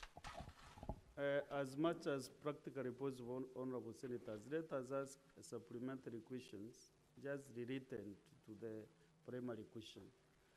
Because honestly speaking, I don't know whether the CS has an answer of that school, unless now you are giving him some work to do so that he can report back to you. Honorable Speaker, with all due respect, I stand guarded, but I needed general measures on titling that they have. I do not think he needs to, he would need to prepare for that, because the ministry must have a policy and a way of working. Did you mention a school in Diwa? Did you mention a certain institution? Your Honorable Speaker, that was an illustration to build up onto my concern, Honorable Speaker. I stand guided. But the ministry must have measures that they have in place over titling in schools. Thank you, Honorable Speaker. Is it to know that if you do that question specific for titling to the CS next time? Because I'm trying to have for the other senators who ask questions so that they can get the opportunity also to get their responses. Okay, fine. Fine, Senator Beatrice. Senator Sifuna Edwin. You know, Mr. Speaker, this morning has been an illustration of just how incomprehensible this government runs its affairs. You have a cabinet secretary who cannot ask for a photograph of that excavation that has been done at Bomet. He's just listening to stories and telling us he will write letters. Give guidance. Yeah, it is good that you gave that guidance, but we must continue to express outrage. Honorable Speaker, this is not how to run a government. Can you now ask your question? Yeah, my question is related to something that, Honorable Speaker, I will not allow to be heckled. As under Senator Chalgay, you're out of order. I gave guidance on that matter, and that should be list. In fact, the senator who is heckling me himself. Don't listen to the senator. No. Just proceed and ask your question, Senator. He has also expressed frustration. Senator Chega, I will draw out right away out of this chamber. Thank you, Honorable Speaker. Speaker, can I proceed? Proceed. Because he has also expressed frustration that the CS has not answered his questions. Even for me, I am not satisfied with the answers that are being given. But let me say this. I pity the senator for Bomet. He is focusing on infrastructure. He's focusing on lecture halls, workshops, and all these other things. We have all these things at the University of Nairobi. The lecturers at the universities are on the third week of strike. Honorable Speaker, education is not just about these things we build. It is a whole sort of ecosystem that you build together. When will this government start respecting proceeds of legal processes such as collective bargaining agreements? What is the latest problem? Can the CS tell us today? Why are the lecturers on the streets for 3 weeks? And the students have told us, Honorable Speaker, that if the matter is not resolved today, they will join the strike. What is going on? First-year students have reported to the universities, Honorable Speaker, there are no classes. They are also on the streets. What sort of government is this? Senator Sifuna, you know, I directed that we ask questions related to the primary question. You know, that is a very pertinent issue, Alice, which even can stop this house from proceeding in the afternoon. And I request even you just adjourn the house. You have those powers. We discuss that matter comprehensively. No, the CS is here. Don't protect him. Let him answer these questions from the representatives of the people. And even Senator Cherargei asked about the strike. These are correlated matters. CS proceed and let him tell us if we are safe or the questions. students will be here. He is here. This government is overprotected by the speakers in this house. Let him answer the question. Senator Sifuna, out of order. Your Speaker, You know, Mr. I'm Speaker. always very lenient with you. Now you are trying to test my coolness. So, Mr. Speaker, I'll attempt to answer those questions. On the question of infrastructure, of course, we have deficiencies in infrastructure funds, and we have a lot of uncompleted projects in our institutions. The ministry, in the Department of Higher Education alone, requires close to 9 billion to be able to complete the stalled projects. These resources are not available, and we keep lobbying, so to speak, the National Treasury so that we can get as much resources as possible to undertake the construction of those particular structures. Your second question was on the strikes, and I'll answer them together with Senator Sifuna's concern. But I just wish to state that earlier, I provided a response on the JS governance by referring to the Working Party recommendations and the fact that the bills are undergoing the processes that are required in order for them to be submitted eventually to Parliament, where they would then have legislative powers. Senator Beatrice's question on the titles, we've recommended and we've requested the institutions that do not have, I'm answering that question, I'm coming to it.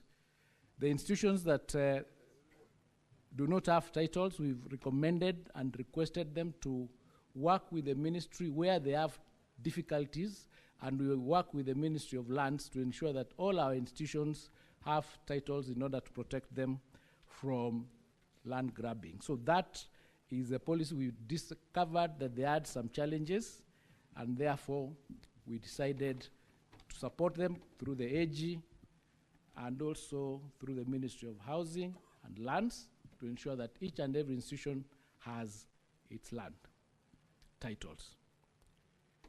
Now you ask why the lecturers are on strike. The lecturers are on strike precisely because of 3 different issues arising from 3 different CBAs.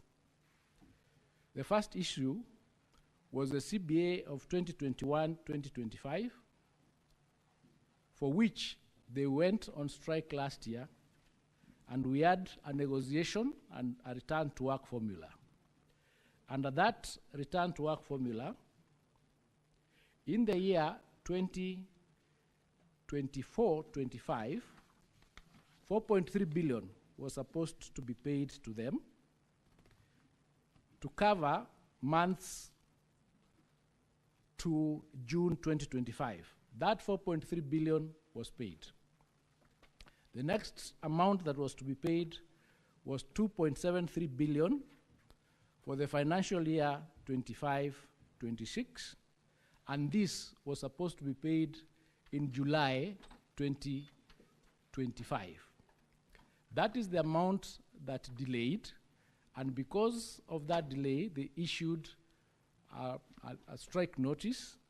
2 days into that notice, the 2.73 billion was paid. Under the 2021-25 CBA, the balance of 2.73 billion is to be paid in June 2026. So far as the CBA for 2021-2025 is concerned, the issues have been addressed. The second issue that they raised in order for them to issue that strike was on the CBA of 2017-2021.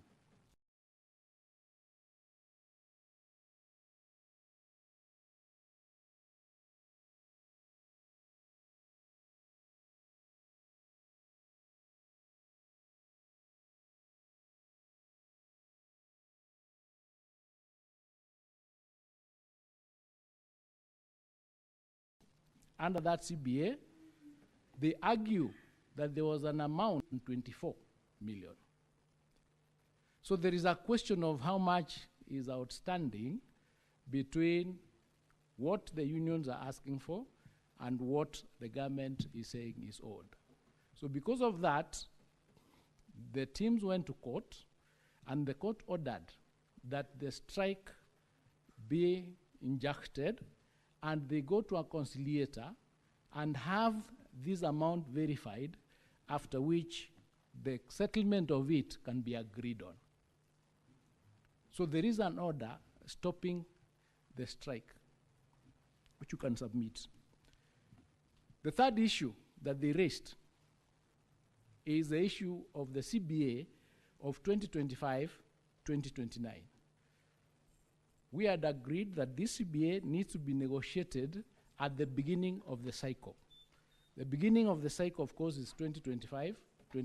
So we have from June to June 2025 to June 2026. That's the cycle of these negotiations. The negotiations begin, they are concluded, and then the CBA is signed for the cycle of 2025-2029.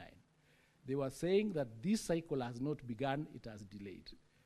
But they've been having meetings, they've had 2 meetings so far. So in essence, there hasn't been a delay. So the negotiations and discussions are going on to see the real point of what the issue is. But this country being what it is, the facts are crowded in the noise. So anyway, short and long of it is that the negotiations are ongoing, and we are going to have a court appearance on the 6th of October to confirm whether that conciliation process has taken place and what the outcome of it is. But the real issue is the 2017-2021 CBA, in which the verification of how much money is due in order for us to move to the next stage of how it is going to be settled is what is pending. So that is the reason why the lecturers are on strike, and I submit.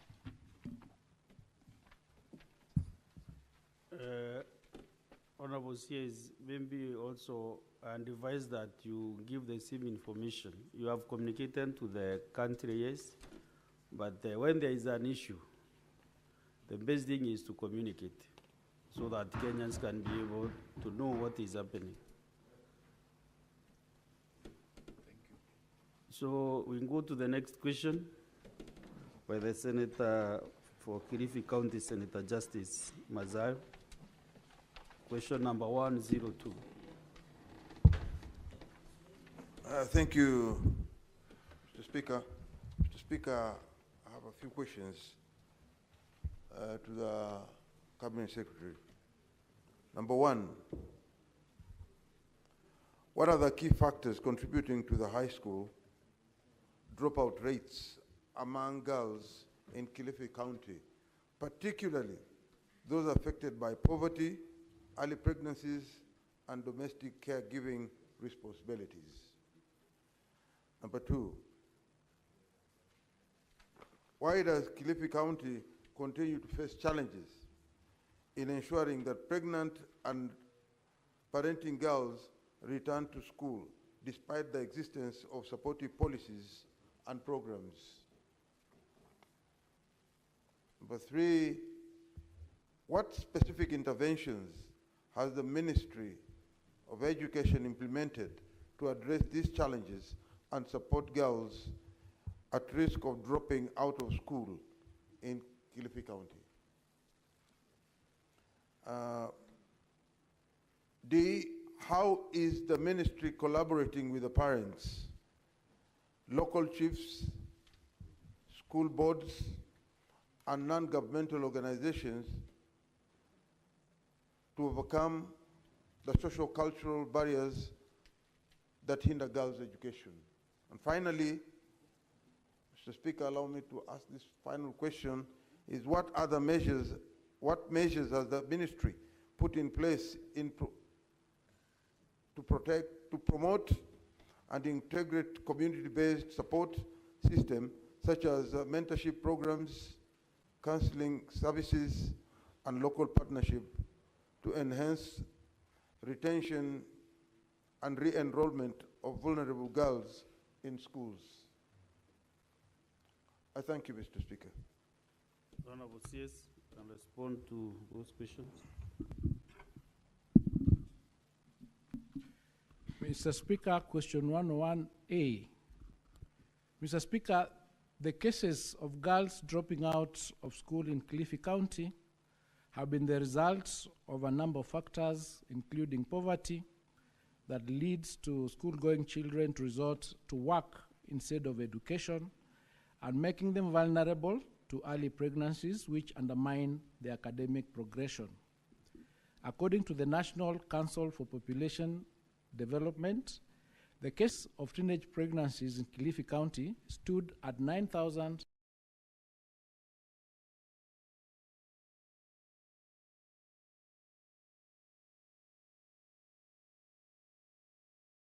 $578 in 2019. Some of the factors are vulnerable. The other causes include inadequate parental guidance, inadequate parental involvement in the lives and education of their children, inadequate community awareness and involvement in the fight against sexual and gender-based violence and incest, which sometimes goes unreported, poverty and parental inability failure to provide basic needs for their children, poor leadership on children protection rights, and negative peer influence and pressure. Because of the multifaceted interventions by the national and county government and other actors such as Plan International, UNICEF, and TICO, the number of teenage pregnancies in Kilifi has reduced to 6,545 in 2024. Indeed, the National Council for Population and Development has identified Kilifi County as one of the success stories in the fight against teenage pregnancies. We continue to implement interventions to ensure that these cases become a thing of the past, but eliminating these cases is a key to achieving a primary to secondary transition rate of 100% from the current 99.16%. Kilifi has a transition rate of 99.16%. 102B, Mr. Speaker, the Ministry of Education, in collaboration with the Ministry of Interior and National Administration, implements the National School Reentry Program, which allows teenage mothers to return to school after childbirth. The implementation of this policy, however, has faced challenges such as low parental awareness, general poverty, which makes teenage mothers resort to work, as I've indicated, to provide for their offspring, and the lack of childcare services.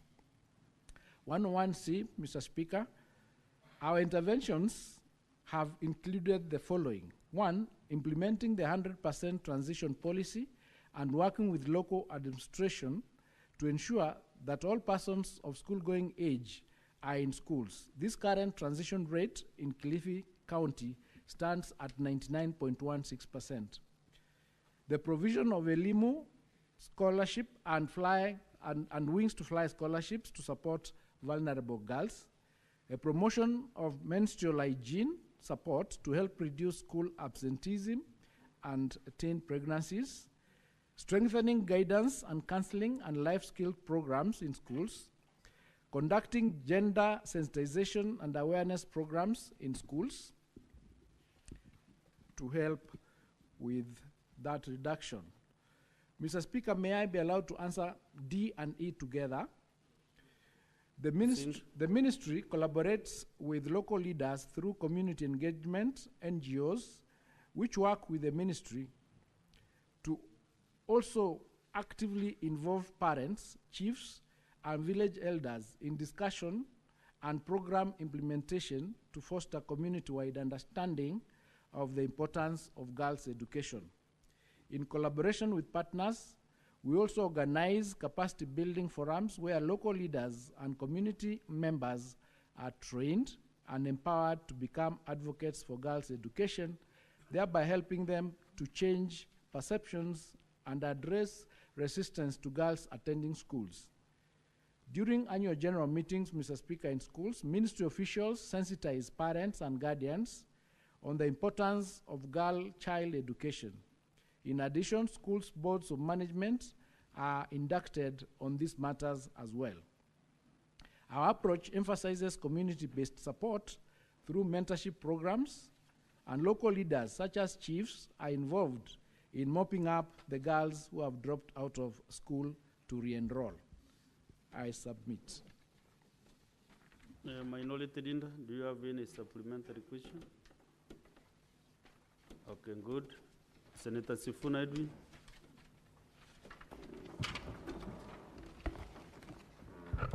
Speaker, again, this parliament has equipped the government with legal mechanisms to deal with some of these programs or these problems. Firstly, Honorable Speaker, it is still a crime in this country to engage in sexual relations with any person below the age of 18 years. My expectation, therefore, would be if the ministry tells us that there are 6,545 cases of teenage pregnancy, which is still a crime,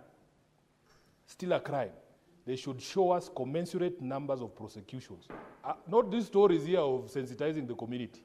Because, Honorable Speaker, under Article 2 of the Constitution, even if you want to hide behind customary law, it says any law, including customary law, that is inconsistent with this Constitution is void to the extent of that inconsistency. My question to the Minister, CS, how many people have been prosecuted in Kilifi for the offense of statutory rape under your leadership?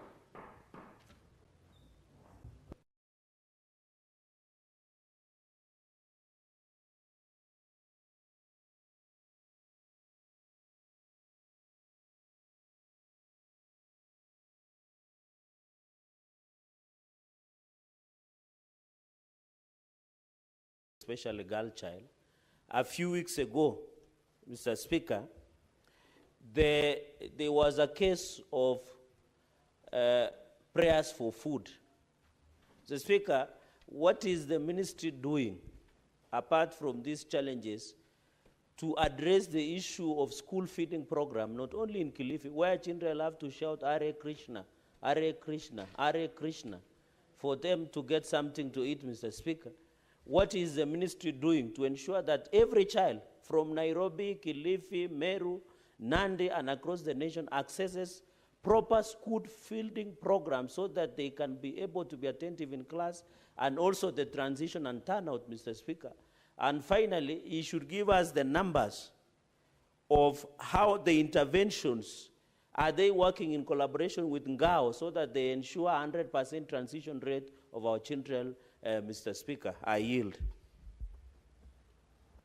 Senator Abdulrahman. Thank you, Mr. Speaker, sir. My question to the CS is the CS aware that Kenya is ranked second globally as a leading country with child parents globally? 2, is he agreeing with me that young parents or child parents are a constituency in itself, and that the Children Act cannot be a remedy to the disease that we are facing as a country, and that it is time for the ministry to speed up and help. I, as the sponsor of the child parent, the care and protection of child parents bill, so that we speed it up at the National Assembly for concurrence, so it becomes an act, so that it remedies all that is happening within our counties. Given that Kilifi is no longer the leader in child parents, the statistics given by Kenya National Bureau of Statistics, it is that the Ma community is now leading with child parents. Can you give the question, or do you need to be assistant to know? My questions are 3. No, you can't ask. In one, no. I'm asking the CS if you are. To know the Mr. Speaker, I'm asking the CS if he agrees that the problem that we are facing, given that we are ranked second globally with children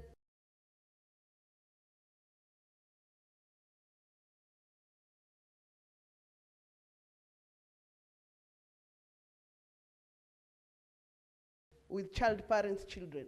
Thank you, Mr. Speaker. Thank you, Mr. Speaker. Mr. Speaker, the CS has said that the ministry has provisions for Elimu and Wings to Fly scholarships.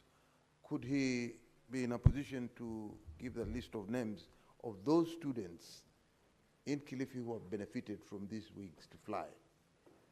And secondly, maybe on the side of the promotion of menstrual hygienic support to these female girls, to the girls, would he be kind enough to name the schools where they have been supplied to? Thank you. Now, yes, we start with the owner of the question, Senator Mazayo. Then you respond to the others. In just a minute, Senator Beatrice, let us first get the response. We have like 10 minutes to conclude with the CS education. To Senator Masao's supplementary question, we do not have the data right here with us, but we undertake to supply that data on the Elimu and Wings to Fly scholarships, on the names and the beneficiaries of the students from Kilifi, and also the schools to which these facilities for menstrual support have been supplied to. So we undertake to do a letter and submit that report to you. To Senator Sifuna's question on the number of cases that have been prosecuted, this is to inform the Senate that the cases are prosecuted by the DPP, and we do not have the numbers as we speak, but we can get in touch with the DPP and supply the data to the Senate of the cases that they are currently undertaking relating to the sexual offenses and teenage pregnancies of the children across the country, including Kilifi. So we undertake to supply that particular data because it wasn't really part. On the question of, I think Cherargai did ask the question on access to food. Currently, the government is having a school feeding program where we are feeding 2.6 million children across the country. But statistics indicate that we need to be able to feed up to 10 million children. But the resources and the budget is not available to meet that number, and we keep enhancing that number, and we'll continue working with the government to ensure that that number increases to the 10 million target. With respect to the issue of the school feeding program and religion in Ganze that was highlighted, that particular project and program is under investigation as we speak, but the government has stopped that particular sponsor from continuing to supply or to feed the children in that particular area until we get to the bottom of the matter. I submit. The last two questions from Senator Beatrice Akin. Senator Sifuna, your answer has been given. We just wait for the... Senator Sifuna, I think we are really digressing on these issues. When the CS commits, actually what we should ask is when. CS, when will you provide that list? From both Mazayo, Senator Mazayo, and the list from Senator Sifuna of the prosecutions. Mr. Speaker, in 7 days' time. May I answer the question to... We as a government... The commitment on the yes, list? 7 days, within 7 days. Okay, fair enough. Question from Senator Miraj. Yes, for Senator Miraj, we as a government will support any initiative and any particular program that will protect our children. So we'll work with you to give you the necessary support for that bill. Senator Beatrice. Thank you, Honorable Speaker. Honorable Speaker, on the issue of the You know we ask only one supplementary question, Minority Linda.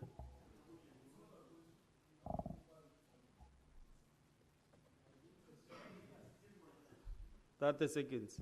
And Minority Linda, you are not there to direct the chair on what to do.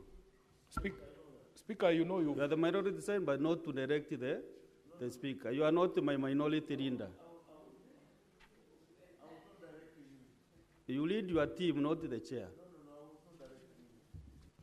Speaker, I would pray that you don't get upset because this is a very delicate conversation we're having. Actually, the point that I wanted to make is the Ministry of Education is a custodian of our children. Knowing what happens in some of these areas, you might not find a complainant. Our expectation is that the ministry is a complainant. The ministry has figures, 6,000 teenage pregnancies in Kilifi. They are the custodians of the data of the victims. So for somebody to refer us to the DPP, Honorable Speaker, is to be disingenuous. They should be the ones actually being the complainants in these cases. That is the point that I wanted to make. The minister is trying to run away. They are the ones, if they have the data of the victims, how can they not have the data of the perpetrators? Unless this ministry doesn't understand how pregnancies occur.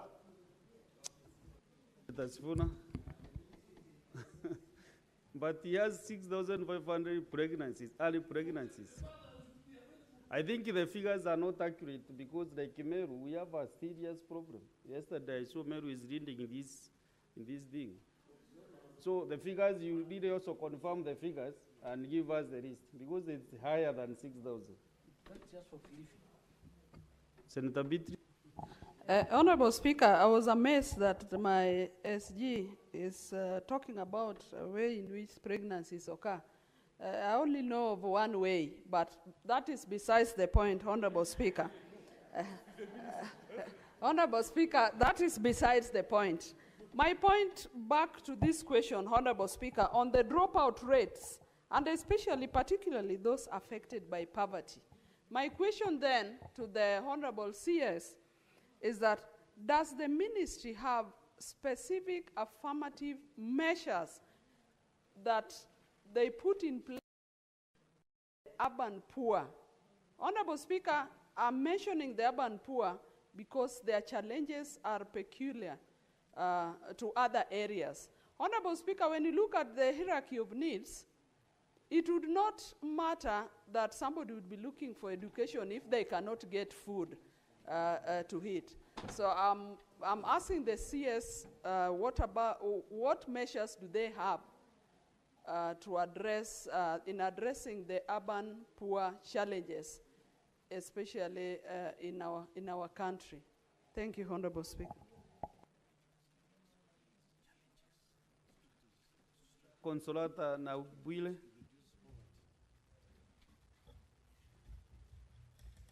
Thank you, Mr. Speaker.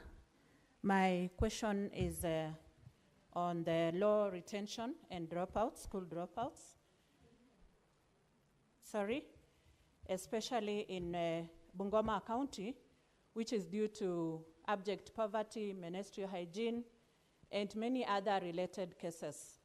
I would like to ask the CS, Buonamigos, to substantiate the fact about the implementation of the Children's Act 2022 that protects the best interest of the child in regard to provision of free primary education, secondary education, and care and protection. Because so many school-going children are suffering in Bungoma because of the laid down reasons. And there is also a lot of SGBV that is prevalent in Bungoma County. So kindly help us understand the strategies that the ministry has put in place to curb this anomaly. I submit. CS, answer those two questions as we conclude.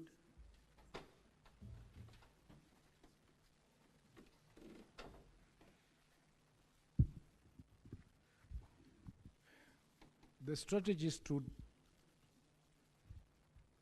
increase and retain a high number of retention of children in schools will include the provision of school feeding programs in those areas, in those poor areas. We also have boarding schools, low-cost boarding schools that we encourage to allow the children to be in boarding institutions, and provision of bursaries to those parents or to those homes that are needy. That helps with the retention across the country, whether it is in Kilifi or Bungoma.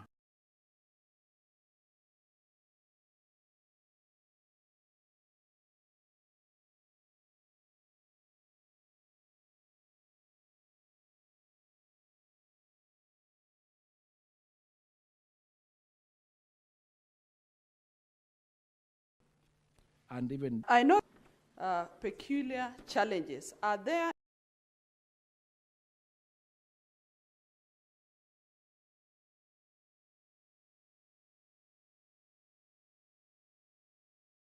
any affirmative measures and networks that could assist? So does the ministry have specific measures that are specific to the urban?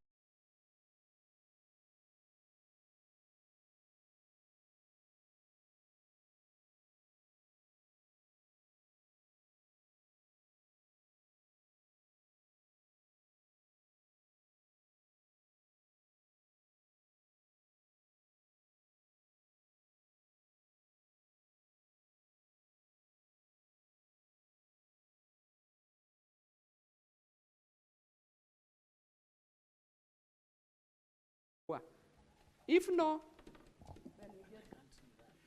I was just consulting, but in school feeding, we do it, they retain the students the same way, the children the same way, whether it is in the rural areas or in the urban. When we give bursaries, it is the same thing.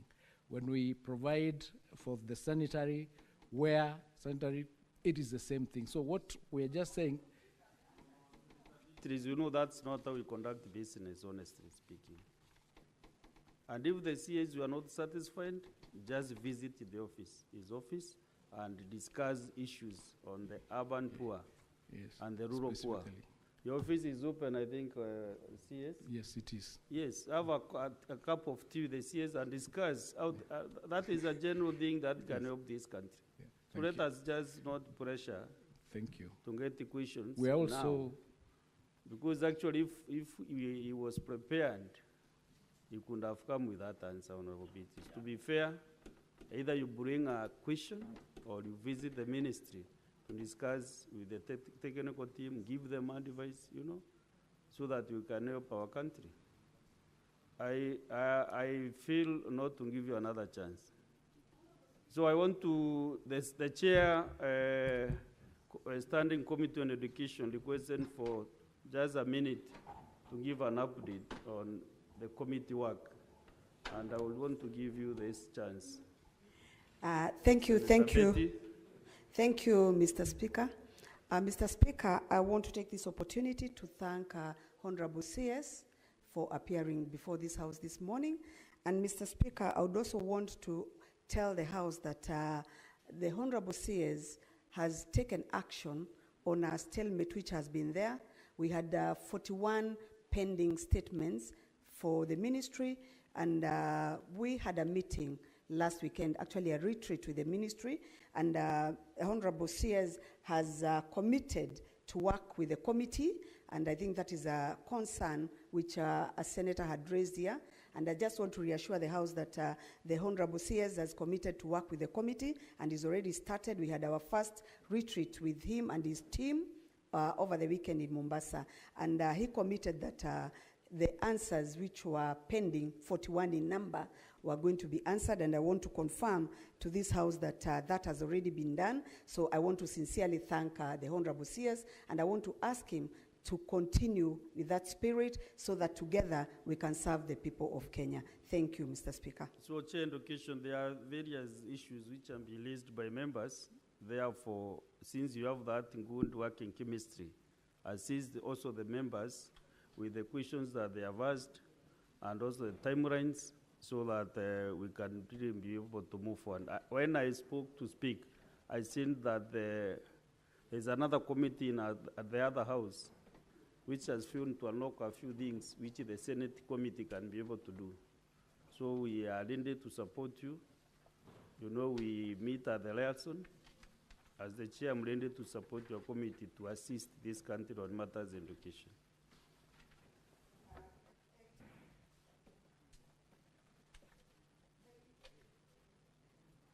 Want to thank I wanted to just reassure you, Mr. Speaker, that I believe that the CS is in a position to actually sort us out as a Senate.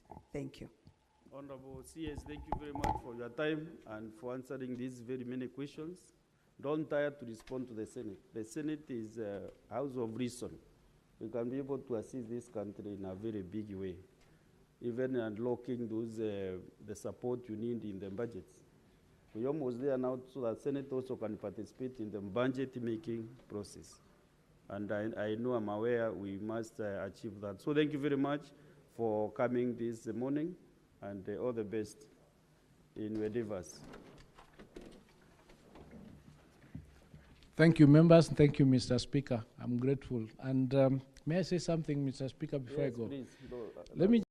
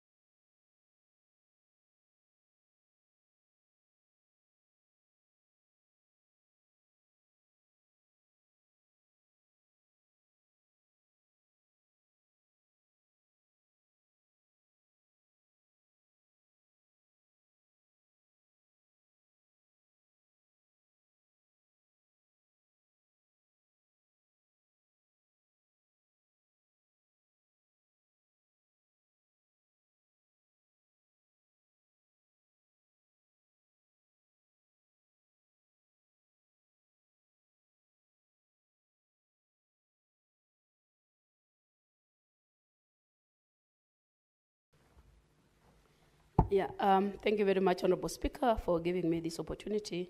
I must also take this opportunity to welcome the Honorable CS for Tourism to this House. Honorable Speaker, I will move straight away to the question. And the question number A. What is the current status of the tourism sector in Kenya, and how do recent trends in tourism arrivals compare between domestic and international visitors? P. What factors have contributed to the recent decline in international tourism arrivals, particularly in contrast with the performance of other East African destinations? Finally, could the Cabinet Secretary specify the strategies the ministry is implementing to enhance Kenya's global tourism competitiveness, including steps taken to strengthen partnership with the international airlines, promote new tourism products, and leverage digital platforms for marketing? Thank you, Honorable Speaker. Honorable Madam CS, you can respond.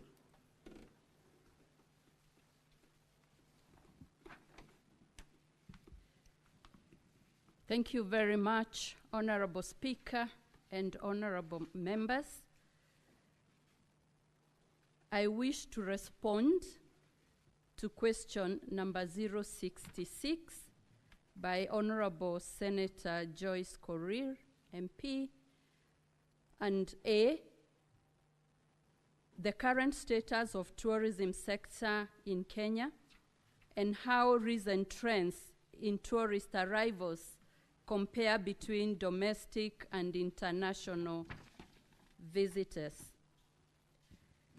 The parameters highlighted below demonstrate a good performance of the sector in 2024 as compared with 2023 figures. In terms of international arrivals, Honorable Speaker, Kenya welcomed approximately 2.4 million international tourists in 2024, marking a 14.6% increase from the 2.089 million international arrivals recorded in 2023. In terms of tourism earnings, the sector's earnings rose to Kenya shillings 454 billion in 2024, reflecting a 19.7% growth compared to the previous year's Kenya shillings 3.77 billion. On cruise tourism, notably, cruise tourism experienced a 163% surge, with 6,561 tourists arriving in 2024, up from 2,490 in 2023. In terms of domestic tourism bed nights occupancy is estimated to have grown by 12%, that is from 4.6 million in 2023 to 5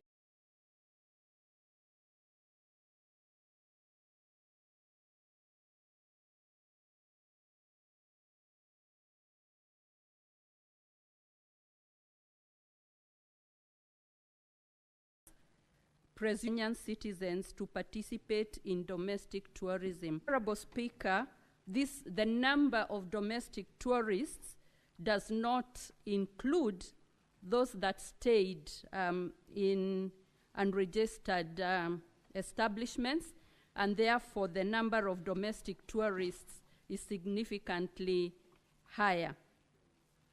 This strong performance is attributed to a combination of factors, including enhanced air connectivity, the simplification of visa process, through the electing efforts between national government, county governments, private sector.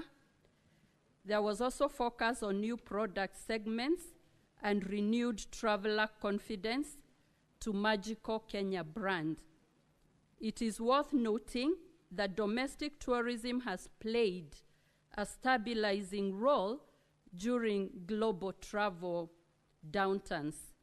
As international travel normalized in 2024, domestic tourism continued to grow, showing that both segments complement each other in building the sector's resilience. Honorable Speaker, question number B: what factors have contributed to the recent decline in international tourist arrivals, particularly in contrast with the performance of other East African destinations? My response is that Kenya did not record a decline in international tourist arrivals in the year 2024. On the contrary, the country posted the highest ever inbound arrivals and earnings in over a decade, and this performance is even better than pre-COVID. The country outperformed many regional peers in key indicators, and in terms of the East Africa community, Kenya recorded the highest numbers. It is worth noting that Kenya has maintained 5th overall position as a tourist destination in Africa, both in 2023 and 2024 consecutively, and position 2 in sub-Saharan Africa, and this is evidenced by the data that is shown in the table in the response, showing that Kenya was a strong number 5. In comparison with other East African destinations, the country has led in international arrivals. In 2024, we had 2.4 million arrivals, followed by the United Republic of Tanzania at 2.1 million arrivals, Mauritius 1.3 million arrivals, Rwanda 1.3 million arrivals, and Uganda 1.3 million arrivals. Kenya was also 4th position in Africa in the countries that surpassed the pre-COVID arrivals by a bigger margin, as demonstrated in the next figure. And you can see that Kenya surpassed pre-COVID figures by 11%.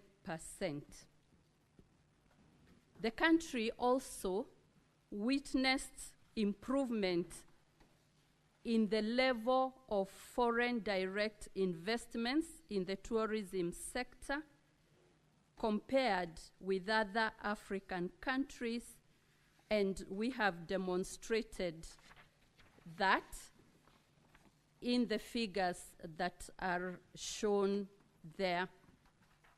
Therefore, Honorable Speaker and members, Kenya continues to assert its superiority in the regional tourism landscape. This achievement underscores the country's strategic positioning as East Africa's leading tourism hub, driven by its diverse offerings, ranging from world-renowned wildlife, the safaris and pristine beaches at the coast, to vibrant cultural experiences and robust meetings, incentives, conferences, and exhibitions, popularly known as the MICE sector. The country's well-developed tourism infrastructure, consistent international marketing efforts, and commitment to safety and sustainability have further cemented its appeal to global travelers.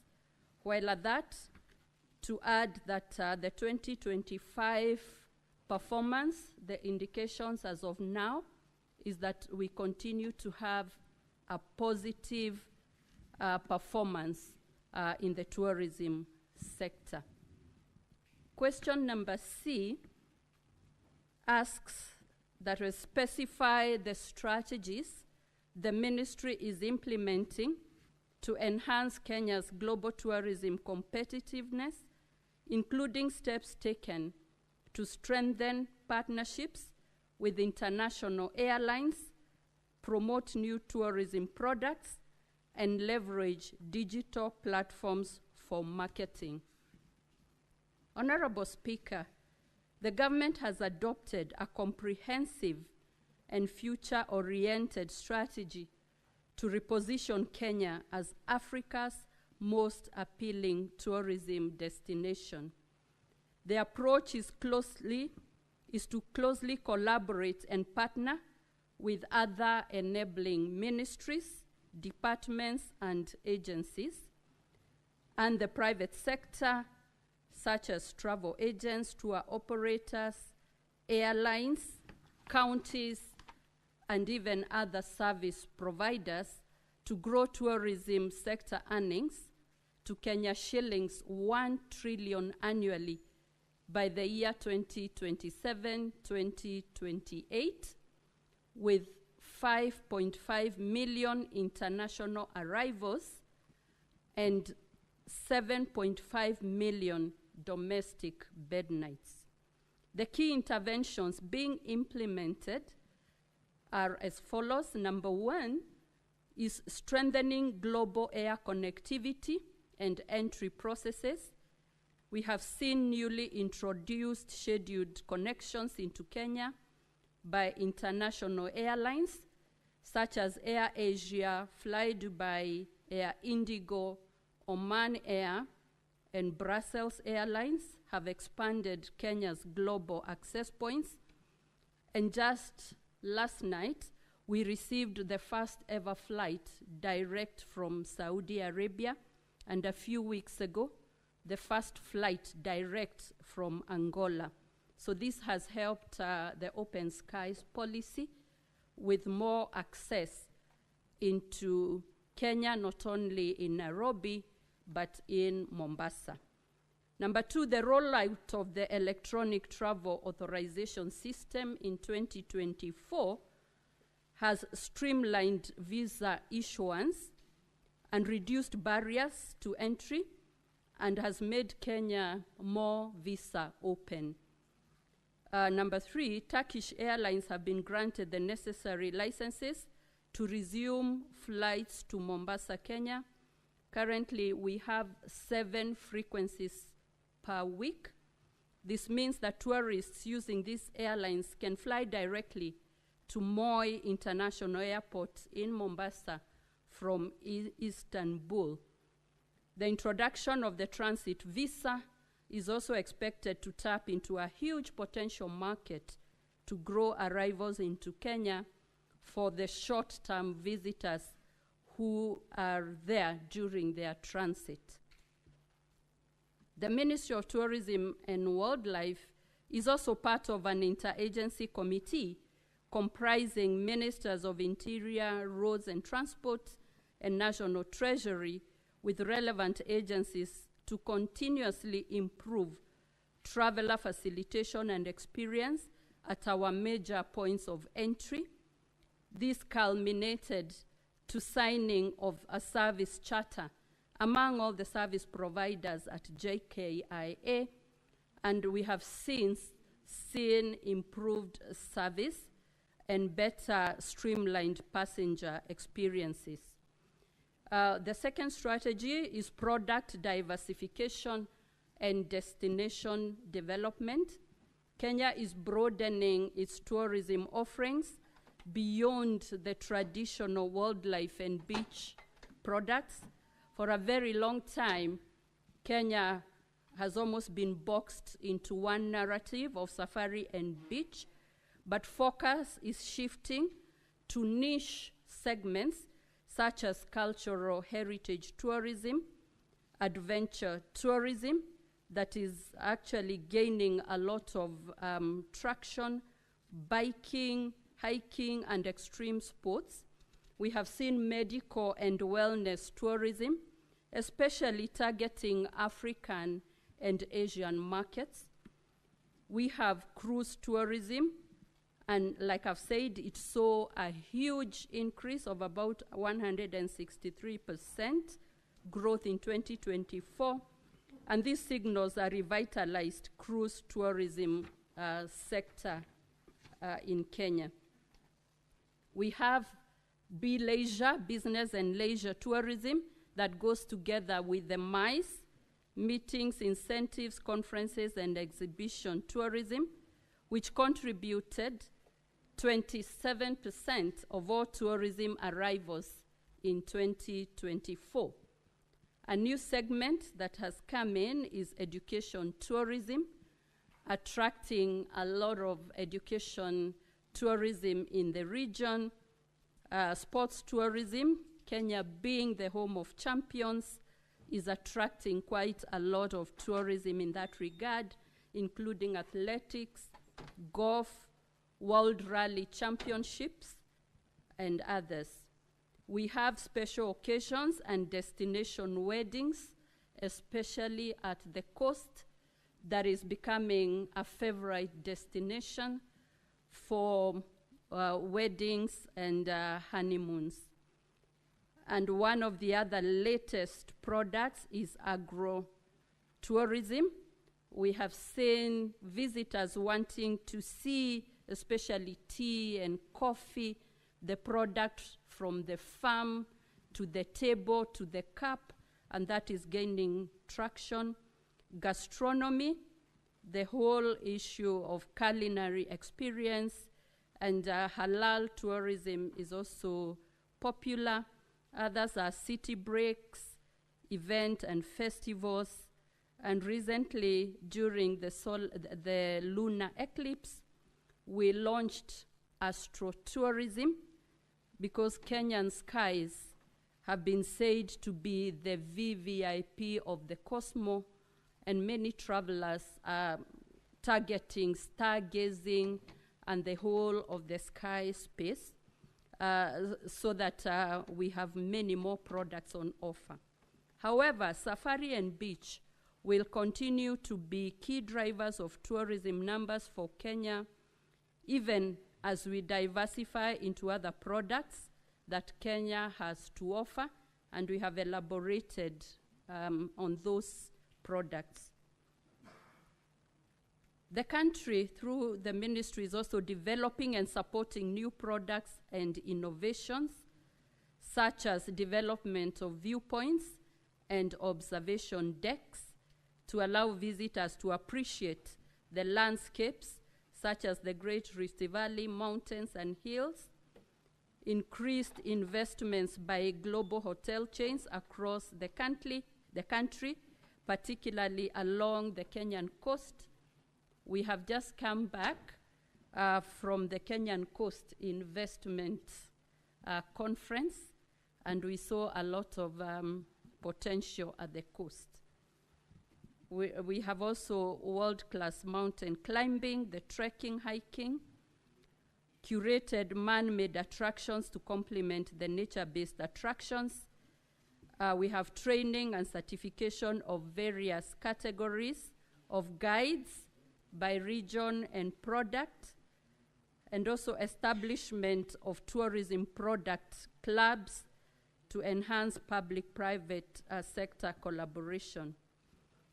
Item number 3 is that leveraging digital marketing and smart technologies. Under the Magical Kenya brand, the Kenya Tourism Board has expanded digital footprint, leveraging social media, influencer partnerships, and targeted content to reach high potential markets. investment in smart tourism platforms, including AI-driven approaches, is ongoing to personalize and optimize visitor experiences. The local youth are being supported to develop tourism-related digital innovations that enhance discovery and also bookings, and we have seen a lot of Kenyan content and creatives in the social media. The Ministry of Tourism and Wildlife is establishing a Youth in Tourism and Conservation Innovation Hub to empower youth as agents of change in the tourism sector. This hub will be a central point for coordinating youth-led tourism initiatives. The other initiatives include supporting MSMEs and job creation in line with the bottom-up economic transformation agenda. The ministry is supporting community-based tourism initiatives, equipping operators, artisans, and guides with training, financing leakages, and market access.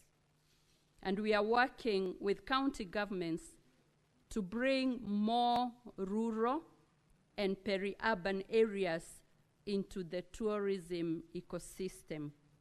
MSMEs and youth entrepreneurs are also being empowered to create income-generating tourism services and experiences, and this is in partnership with the relevant ministries.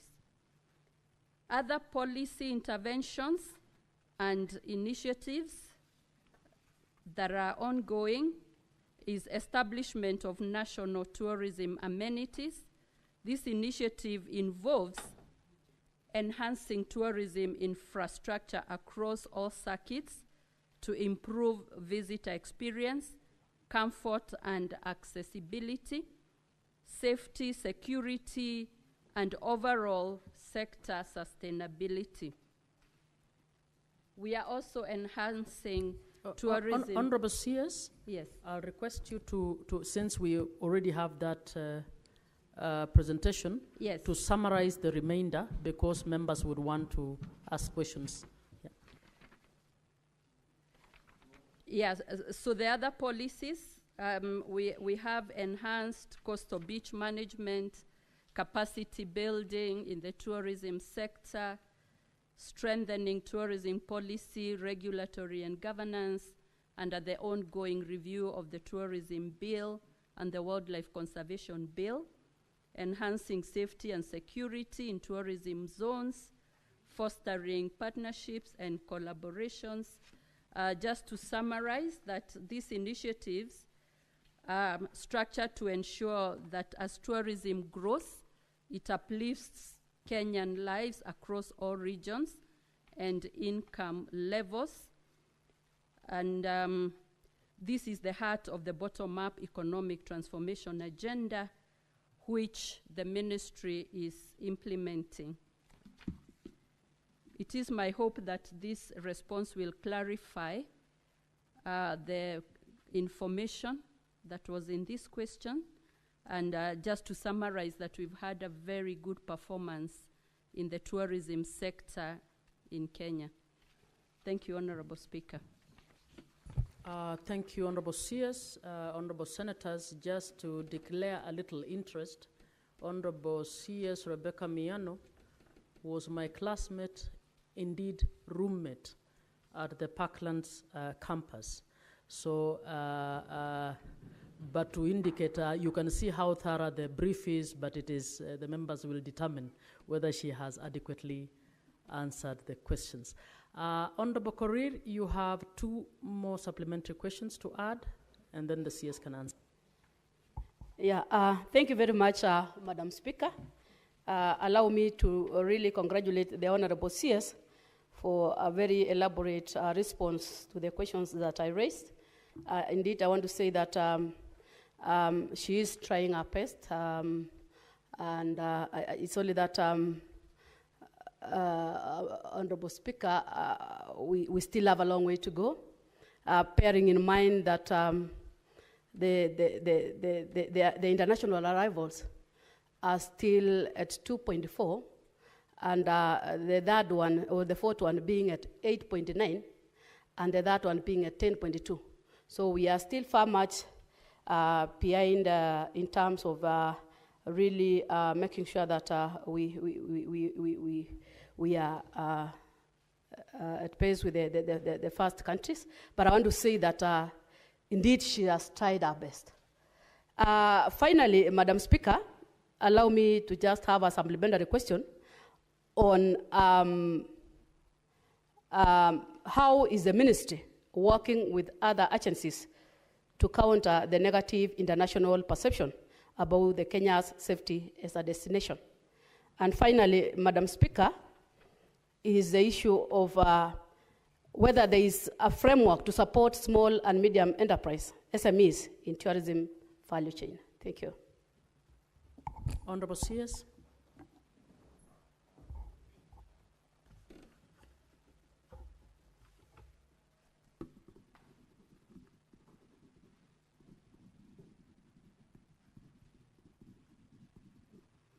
Thank you, Honorable Speaker and members.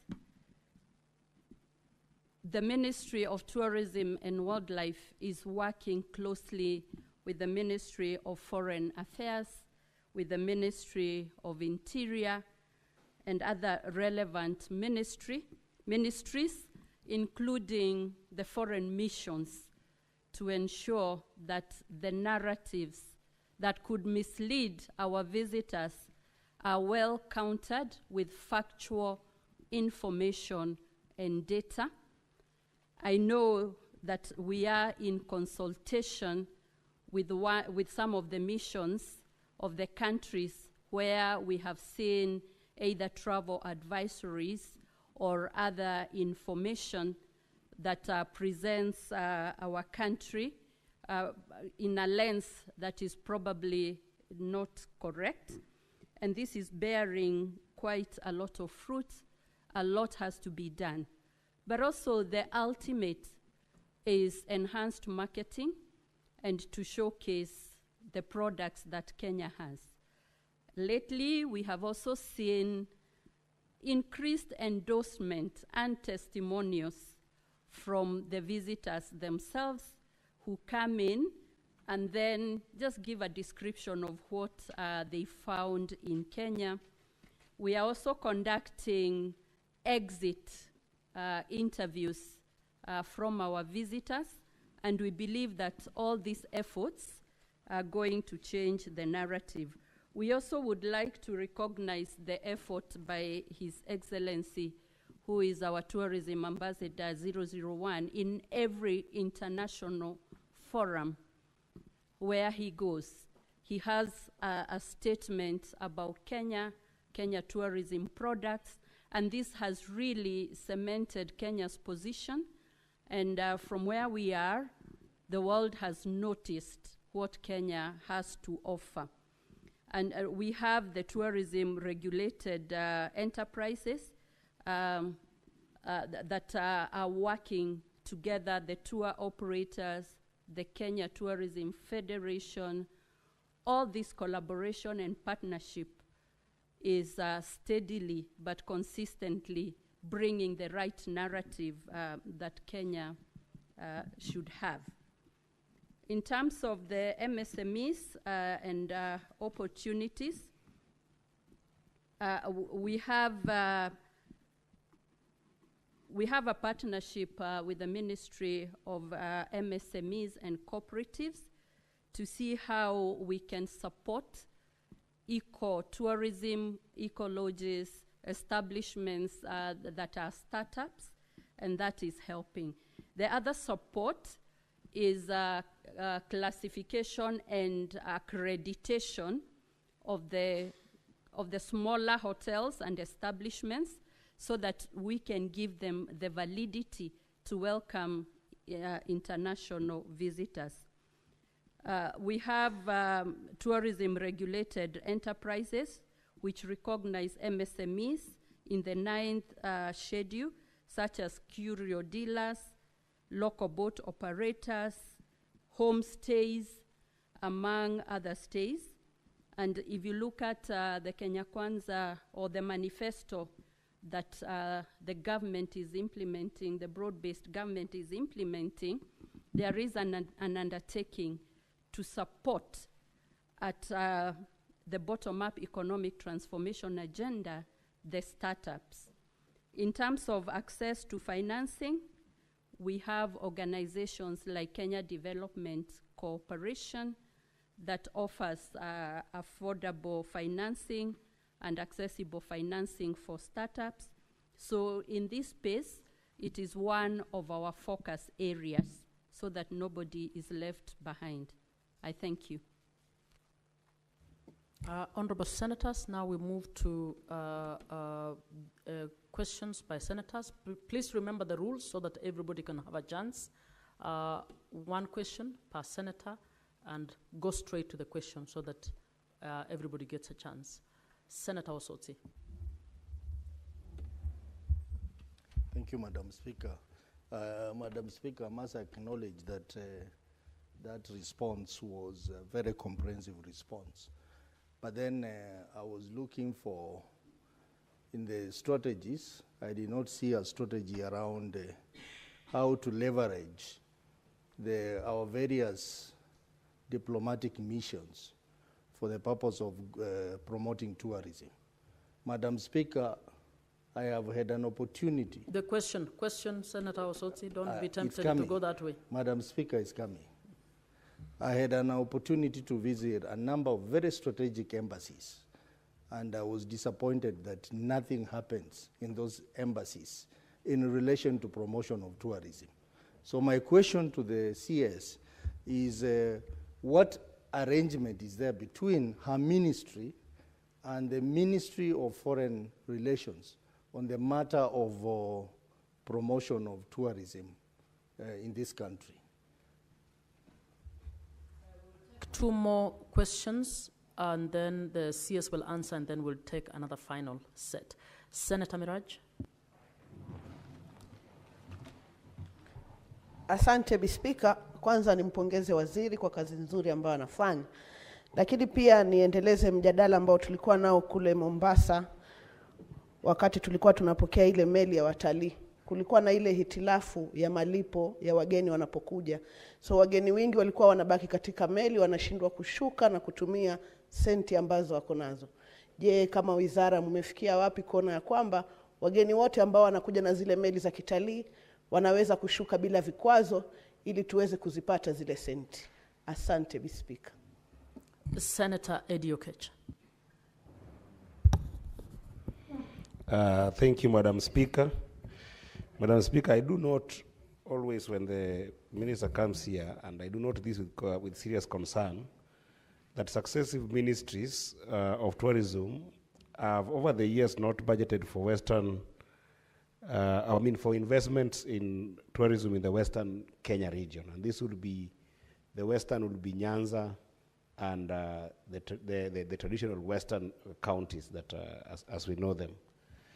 And Madam Speaker, even in the presentation that I've seen here, despite being in depth as we have seen, I haven't seen Kenya shillings to Kenya shillings investment and targeted coordination towards this area. So my question is, Madam Speaker, how has this particular ministry included in its development budget funds for Western region tourism, and particularly looking at areas such as Lake Victoria in general, where there is serious maritime opportunity, Ruma National Park in Homa Bay, Mount Elgon, this is in Bungoma County, Webuye Falls, and even in where I come from, Migori County, Thimlichoinga.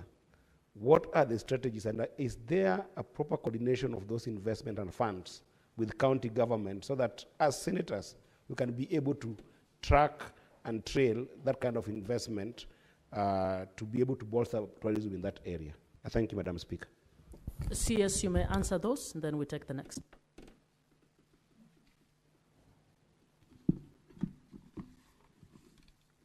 Thank you, Madam Speaker and members.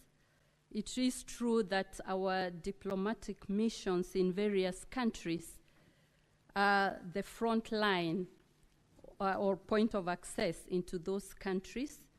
And whereas we have trade attaches, we are in our proposals proposing tourism attaches to the Ministry of Foreign Affairs.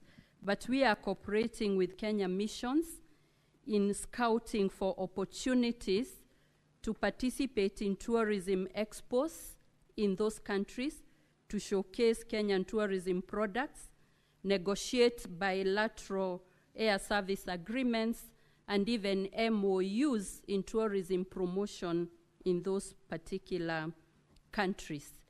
We have various forums like the World Trade Market that is held in London every year. We work together with Ministry of Foreign Affairs and the mission in UK to participate, and we are already planning for that. Berlin is another one, and many others. We have also proposed a framework that we have sent to the Ministry of Foreign Affairs of closer collaboration, and that also includes using online platforms and a digital tool that we are coming with called Kuza Utalii, where missions can then utilize that to market our country. So we will continue working closely with the Ministry of Foreign Affairs and our missions abroad to ensure effective marketing for our country. The next question is about the cruise tourism. And when we welcomed the cruise ships earlier this year, several challenges were identified that stopped visitors disembarking from the vessels and getting into Mombasa and other areas. And the main one was the requirement to apply for an ETA individually on arrival. His Excellency the President did give us a directive that we work with the cruise lines and the Ministry of Immigration so that we utilize the information already available and the manifest, so that by the time they arrive, their immigration documents and the ETAs have been processed, and that will enable them even have already planned tourism circuits the whole day. So Mheshimiwa, tumefanya mengi kutatua hilo changamoto ambalo tulielezwa siku hiyo, na Rais alituamurisha tuhakikishe ya kwamba hayo yametatuliwa. Nina furaha kukujulisha kupitia Wizara ya Immigration hayo yametatuliwa. Na sasa kutoka mwezi wa 10 mpaka mwezi wa 3 ile season ya meli na cruise ship inaanza, na tutatarajia ya kwamba tutapata wageni wengi wakitoka kwa meli kwenda mjini, hata kwenda safari kama ni Savo ama pahali pengine. Asante. The next question is on the Western Kenya circuit. Last year, in 2024, specifically on 27th of September, which was the UN Tourism Day for 2024, we unveiled 9 tourism circuits across the country. And that included the Western Circuit. The Western Circuit is a very rich tourism circuit. We are working together with the county governments, just because of the devolved functions, to map out the tourism attractions per circuit so that we develop them and be able to market them at the national level using the Kenya Tourism Board and other facilities that we have. In terms of the Western Circuit, we have very, very unique products. And last year, we spent a whole week in the Western Circuit, 1 week towards the end of September. We unveiled and showed the country and the world what there is. And in the month of August this year again, we spent 2 full days at the Ruma National Park, the wide Nyanza area. But I want to say there's still a lot to be done, but we need very close collaboration with the counties, with other ministries, so that we continue packaging the Western Circuit properly. So it is part of our circuit, and we are not leaving it behind. Honorable CS, as you will answer the others, I think Senator Okech, and I take an interest in that area, had asked how much budget your ministry has put for the Western Kenya circuit, but you will answer it as you answer the others. Next set, Senator Cherarke. Thank you, Madam Speaker. Mine is a straightforward question. Is there the Ministry of Tourism policy on the use of sportsmen and women? Like, for example, you see Rwanda, whenever Arsenal plays, in their jerseys, it is written, "Visit Rwanda." I've seen at least when they were running in Tokyo, there was no indication that you should visit Kenya. So what is the partnership, or is there a policy in place? I yield, Madam Speaker. Senator Faki.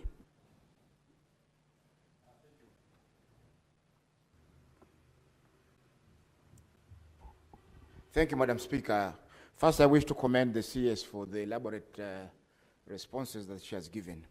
And I also want to commend her on the resumption of some of the international flights to Mombasa. I can see Turkish airlines are coming in. Rwanda is also coming in. Uganda is already flying. And I think going forward, we're expecting also maybe British Airways and KLM to be on the queue. However, my question is on regard to the Mamangina waterfront. During your last visit in this chamber, you indicated that plans are underway to hand over the Mamangina waterfront to the county government of Mombasa. How far have you been able to actualize that? Because it's now a big problem for the people of Mombasa, because whenever they want to host their events, they have to run to the ministry for permission to be able to use the Mamangina waterfront grounds. Yet, they belong to the county government of Mombasa. Thank you, Madam Speaker. Senator Kisang. Thank you, Madam Speaker. Madam Speaker, I also join my colleagues to commend the CS for elaborate answers. However, it looks like the minister has focused more on tourism and neglected wildlife. The reason why I'm saying this, Madam Speaker, the people of Elgeyo-Marakwet County along Keria Valley are suffering because of elephants.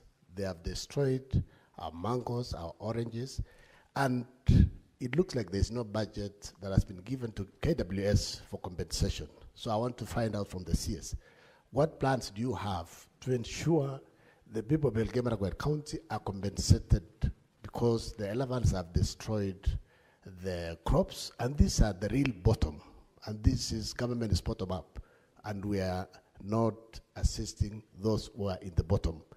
What plans do you have, and also to ensure Rimoi National Game Reserve is fenced by the national government in conjunction with the county government of Elgeyo-Marakwet County? Otherwise, we might the elephants might be used as food. Senator Mandago. Thank you very much, Honorable Speaker. I'm just wondering whether the shortage of meat in Elgeyo-Marakwet, while we know very well there are very tasty coats. Senator Mandago, would you kindly ask your question? Thank you very much, Madam Speaker. Madam Speaker, my question to the Cabinet Secretary is on sports tourism. I see as part of the strategies to expand the menu in tourism is sports tourism. What I would like to know is what is it particularly the ministry is doing in terms of sports tourism in athletics? Because that is what can open up Elgeyo Marakwet, Nandi, Uasin Gishu, Trans Nzoia, and Cherangani. And as they do that, Madam Speaker, It's only one question, please. I'm still continuing with the question. It's very long, Madam Speaker.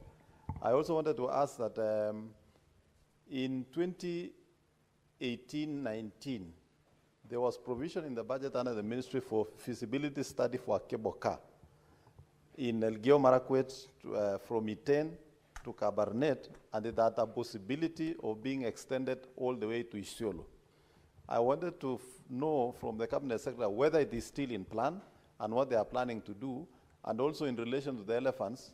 Senator, Senator Mandago, I have indulged you for 2 questions. Senator, CS, you will answer only the 2 questions, the one on the cable car and the one on the sports tourism. Senator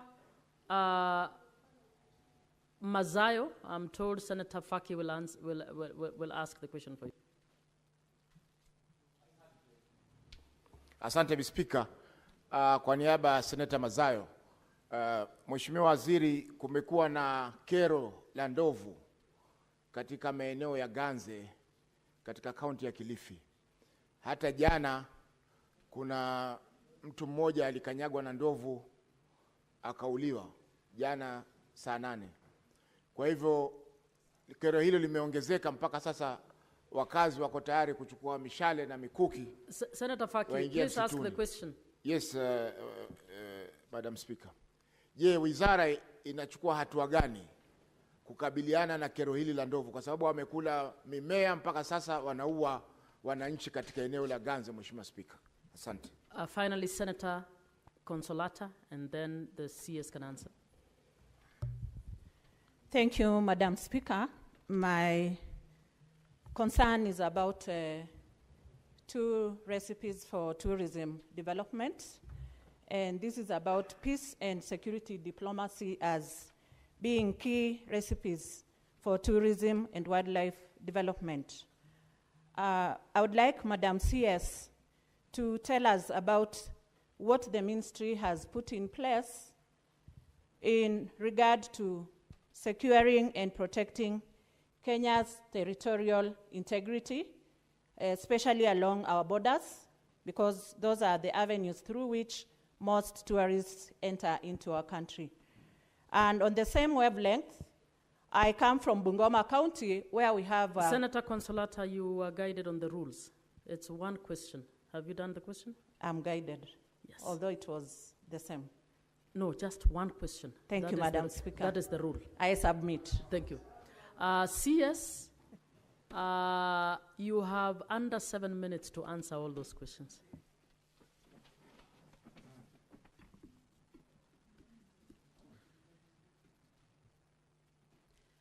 Thank you, Madam Speaker and members. In terms of the budget, I don't have the exact figures today, but would be willing to look at that. The next question. So you can submit that budget in the next 2 weeks? Yes.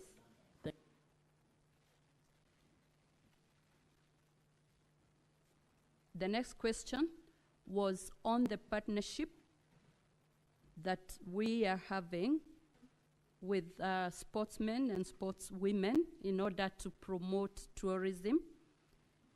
Currently, we have arrangements with the sportsmen and sportswomen to be Kenya's tourism ambassadors, with some of them, for example, Eliud Kipchoge, Faith Kipyegon, and others. We are also supporting them when they go for those events. We go behind with the Magical Kenya brand, including financial support. We have seen that sports tourism is one of the next frontiers in Kenya's tourism. And in that regard, we want to promote actively high altitude training center to the international tourists, encouraging them to come and interact with our athletes, to talk to them, eat with them, touch them, and that interaction is gaining traction. We will work together with the Ministry of Sports to ensure that the product is well developed.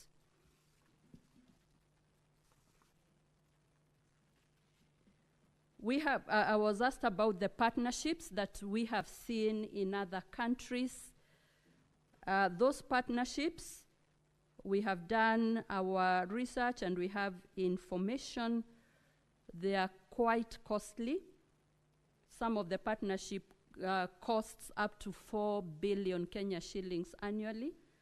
And we are at this stage evaluating which ones can be with the highest impact, with the best affordability.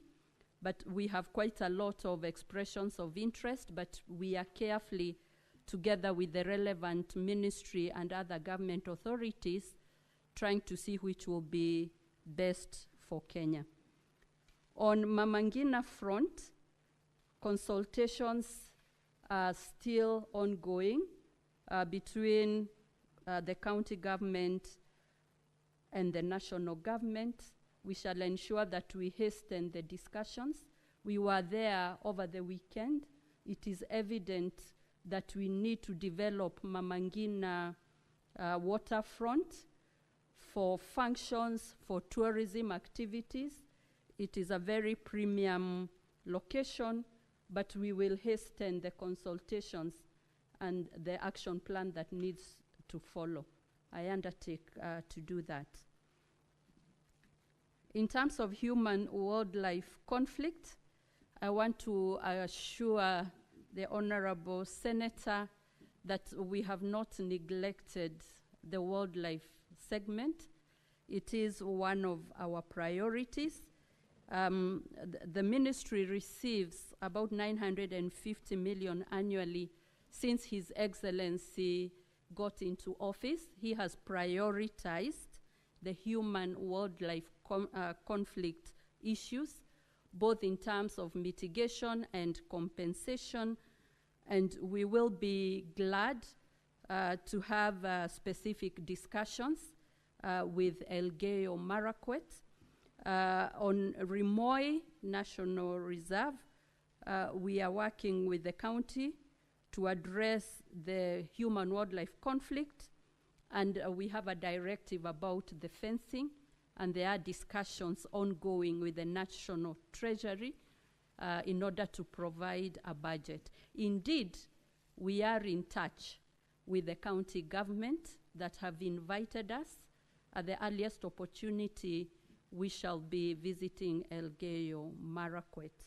But on all these issues, we have the review of wildlife conservation bill that is ongoing, so that we streamline these human-wildlife conflict issues, including the compensation, public awareness and education, employment of more rangers has also happened for the first time in 10 years.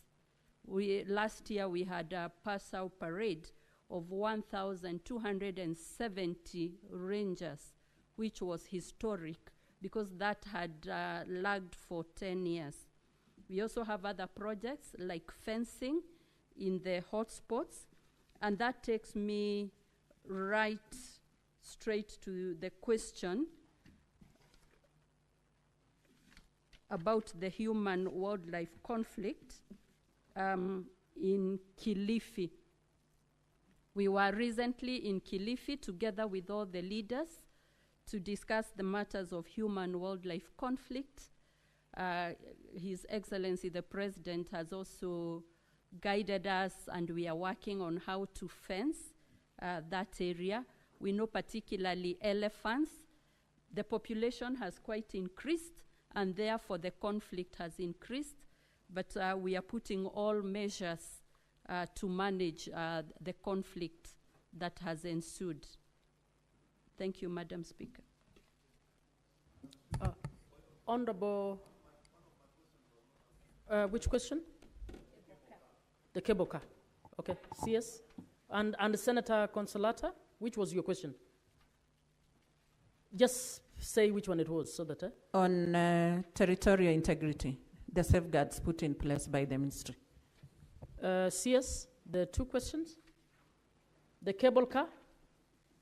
And yes, I beg your pardon, Madam Speaker. The standards for the cable car are yet to be finalized by the KEBS.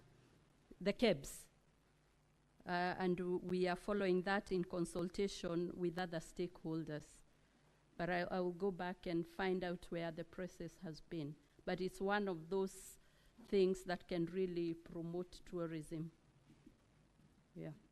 On territorial security, security is in consultation with the Ministry of Defense and the Ministry of Interior, together with the Tourism Police Unit, and we are having constant consultation, realizing that security is one of the requirements for tourism. Every tourist that leaves their country to travel to another always looks at the security issues, and therefore it is on our highest radar in consultation with all these relevant authorities. Thank you, Madam Speaker. Thank you, Honorable CS, for answering all the questions that were put before you. We can now release you, and we move on. Honorable Senators, we will defer orders 8, 9, and 10 because the movers are not here. Next order, please. Order number 11, motion, welfare of interns working under the Public Service Commission, PSC. Senator Cherarke.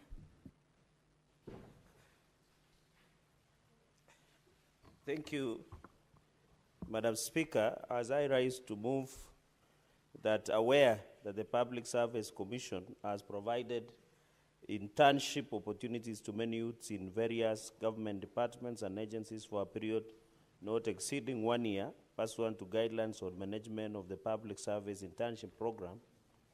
And therefore, Madam Speaker, in appreciating that this motion, since its inception, the internship program in Kenya has been instrumental in providing experience to graduates, enhancing employability, offering networking opportunities, and has on a number of occasions led to a full-time jobs to graduates.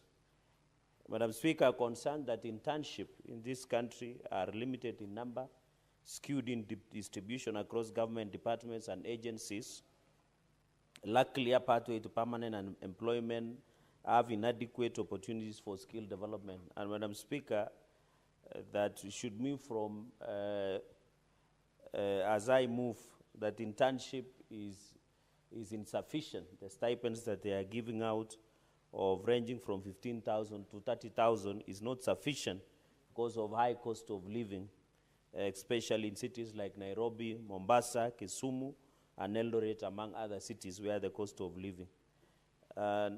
Now, therefore, Madam Speaker, as I move, that we increase the stipend offered to this, Madam Speaker. So the following Senator comments. Cherarke, you're not discussing, you're reading the motion as is. Please read it as is. Now, therefore, my reading culture is different, Madam Speaker. I think your table clerks are not understanding me because I'm reading everything that is here. Okay, let me read. I think the Kenyan style is you must look at it as, let me look at it as I read. Now, therefore, the Senate resolves that the Cabinet Secretary for Public Service and Human Capital Development, in consultation with Public Service Commission, reviews the guidelines to the Public Service Internship Program of October 2019 with a view to, 1, increase the stipend offered to interns to cushion them against high cost of living, and number 2, put in place mechanisms to promote and reward innovations by interns. Madam Speaker, as I make a few comments on this, when you look under Article 55 of the Constitution, it has specifically dealt on the youth issue. Madam Speaker, 2 years ago, in 2024, we had a youth revolution and uprising of Gen Z. One of the concerns was opportunities, both employment and any other opportunity to make life bearable for them, considering most of them, Madam Speaker, have gone to school. And therefore, in fact, what the young people rose up in article is already in our Constitution. It is us to implement, Madam Speaker, because when you read Article 55, and I'm pleased that you are a learned senior in this profession, one of the roles that the government must provide is 1, access relevant education and training, which is being done. We have had a discussion today, the entire morning, Madam Speaker.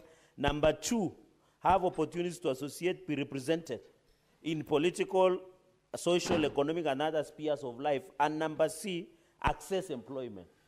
And Madam Speaker, finally, are protected from harmful cultural practices and exploitation. So the Constitution has provided what we should do for the young people. One of them is accessing employment. But since we cannot hire most of them, Madam Speaker, and you know there is population explosion. We are approaching 55 million. And Madam Speaker, yesterday, I mentioned something about Japanese 2-child policy. And many people are bashing me. I've said the 2-child, you give birth to 2-child, the government will take care of your 2 children. But if you add the 3rd one and the 4th one, you take care of yourself. So that we have quality life. You can see how Japanese have operated. And I know Africans, Madam Speaker, our wealth is in children. The more you have children, the more is the wealth, which is not the situation now. That is why we are straining most of education facilities, health facilities. So my proposal is that as we have population explosion in this country, let us adopt the Japanese 2-child policy. The government takes care of your 2 children. If you add the 3rd and the 4th and the many, then you take care of your children. And it boils down to opportunities that we have in this country, Madam Speaker. Honorable Senators, it is now 1 p.m., time to adjourn the Senate. Senator Cherargei will have 15 minutes to continue moving when the motion is next on the order paper. The Senate therefore stands adjourned until later today, Wednesday, 1st October 2025 at 2:30 p.m.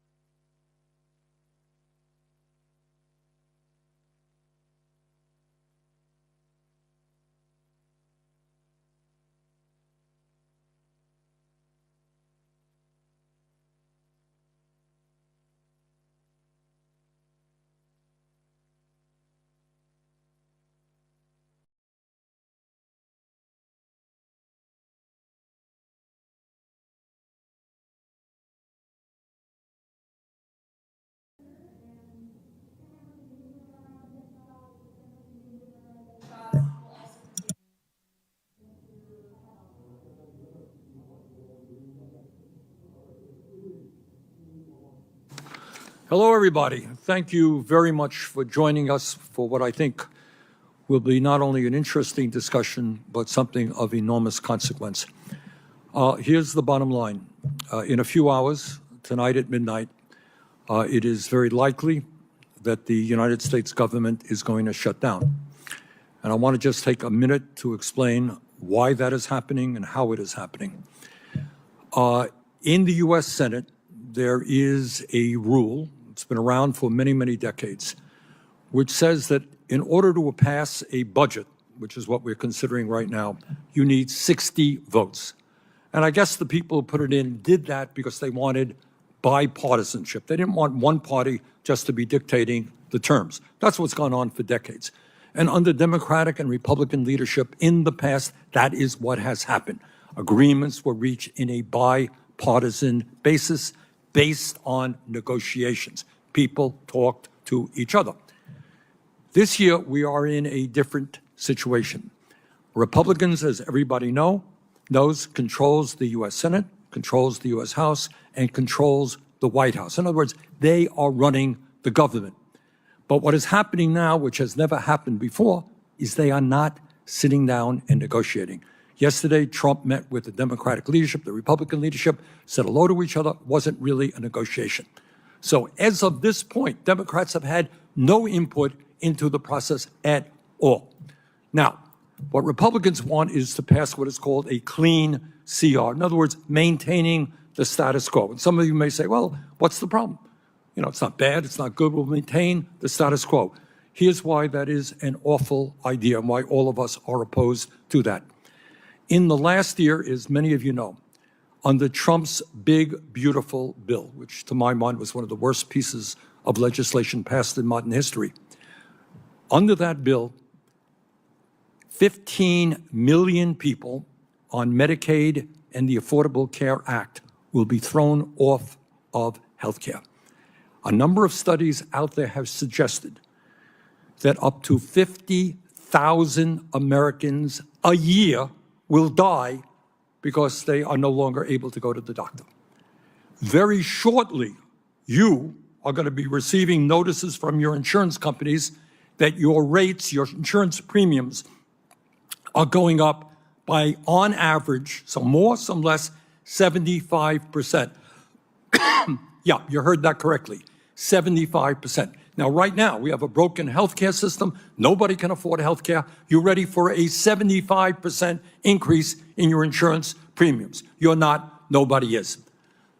On top of all of that, you got a HHS, Health and Human Services Secretary now, who's trying to undermine vaccine protocol, one of the great developments in modern science, keeping our kids healthy.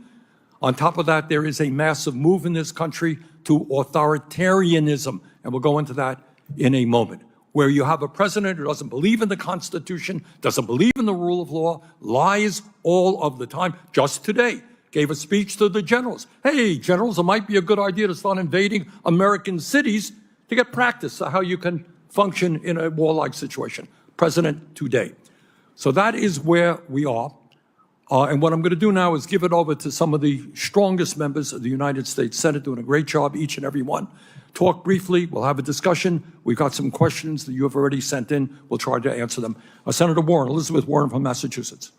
Thank you, Senator Sanders, for pulling us all together and everybody who's here. Look, this is a righteous fight. There is no fight better than this fight right now, because this is a fight about healthcare that touches every single person in this country. Our healthcare system is broken. It's been broken for a long time. You and I have talked about that for a long time. It was broken before Donald Trump showed up. But last spring, the Republicans, and only the Republicans, voted to take away healthcare from 15 million Americans, voted to raise costs for millions and millions more. And now those bills are starting to come due.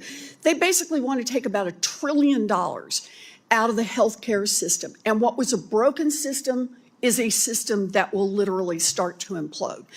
That means we're going to see rural hospitals close. Heck, we're going to see some other hospitals close. We're going to see community health centers that are already starting to close. We're going to see folks who are just going to close up their medical practices. And understand this, when that happens, it doesn't just happen for the people who originally had Medicaid or who originally had ACA subsidies. It happens for everybody. It all goes away.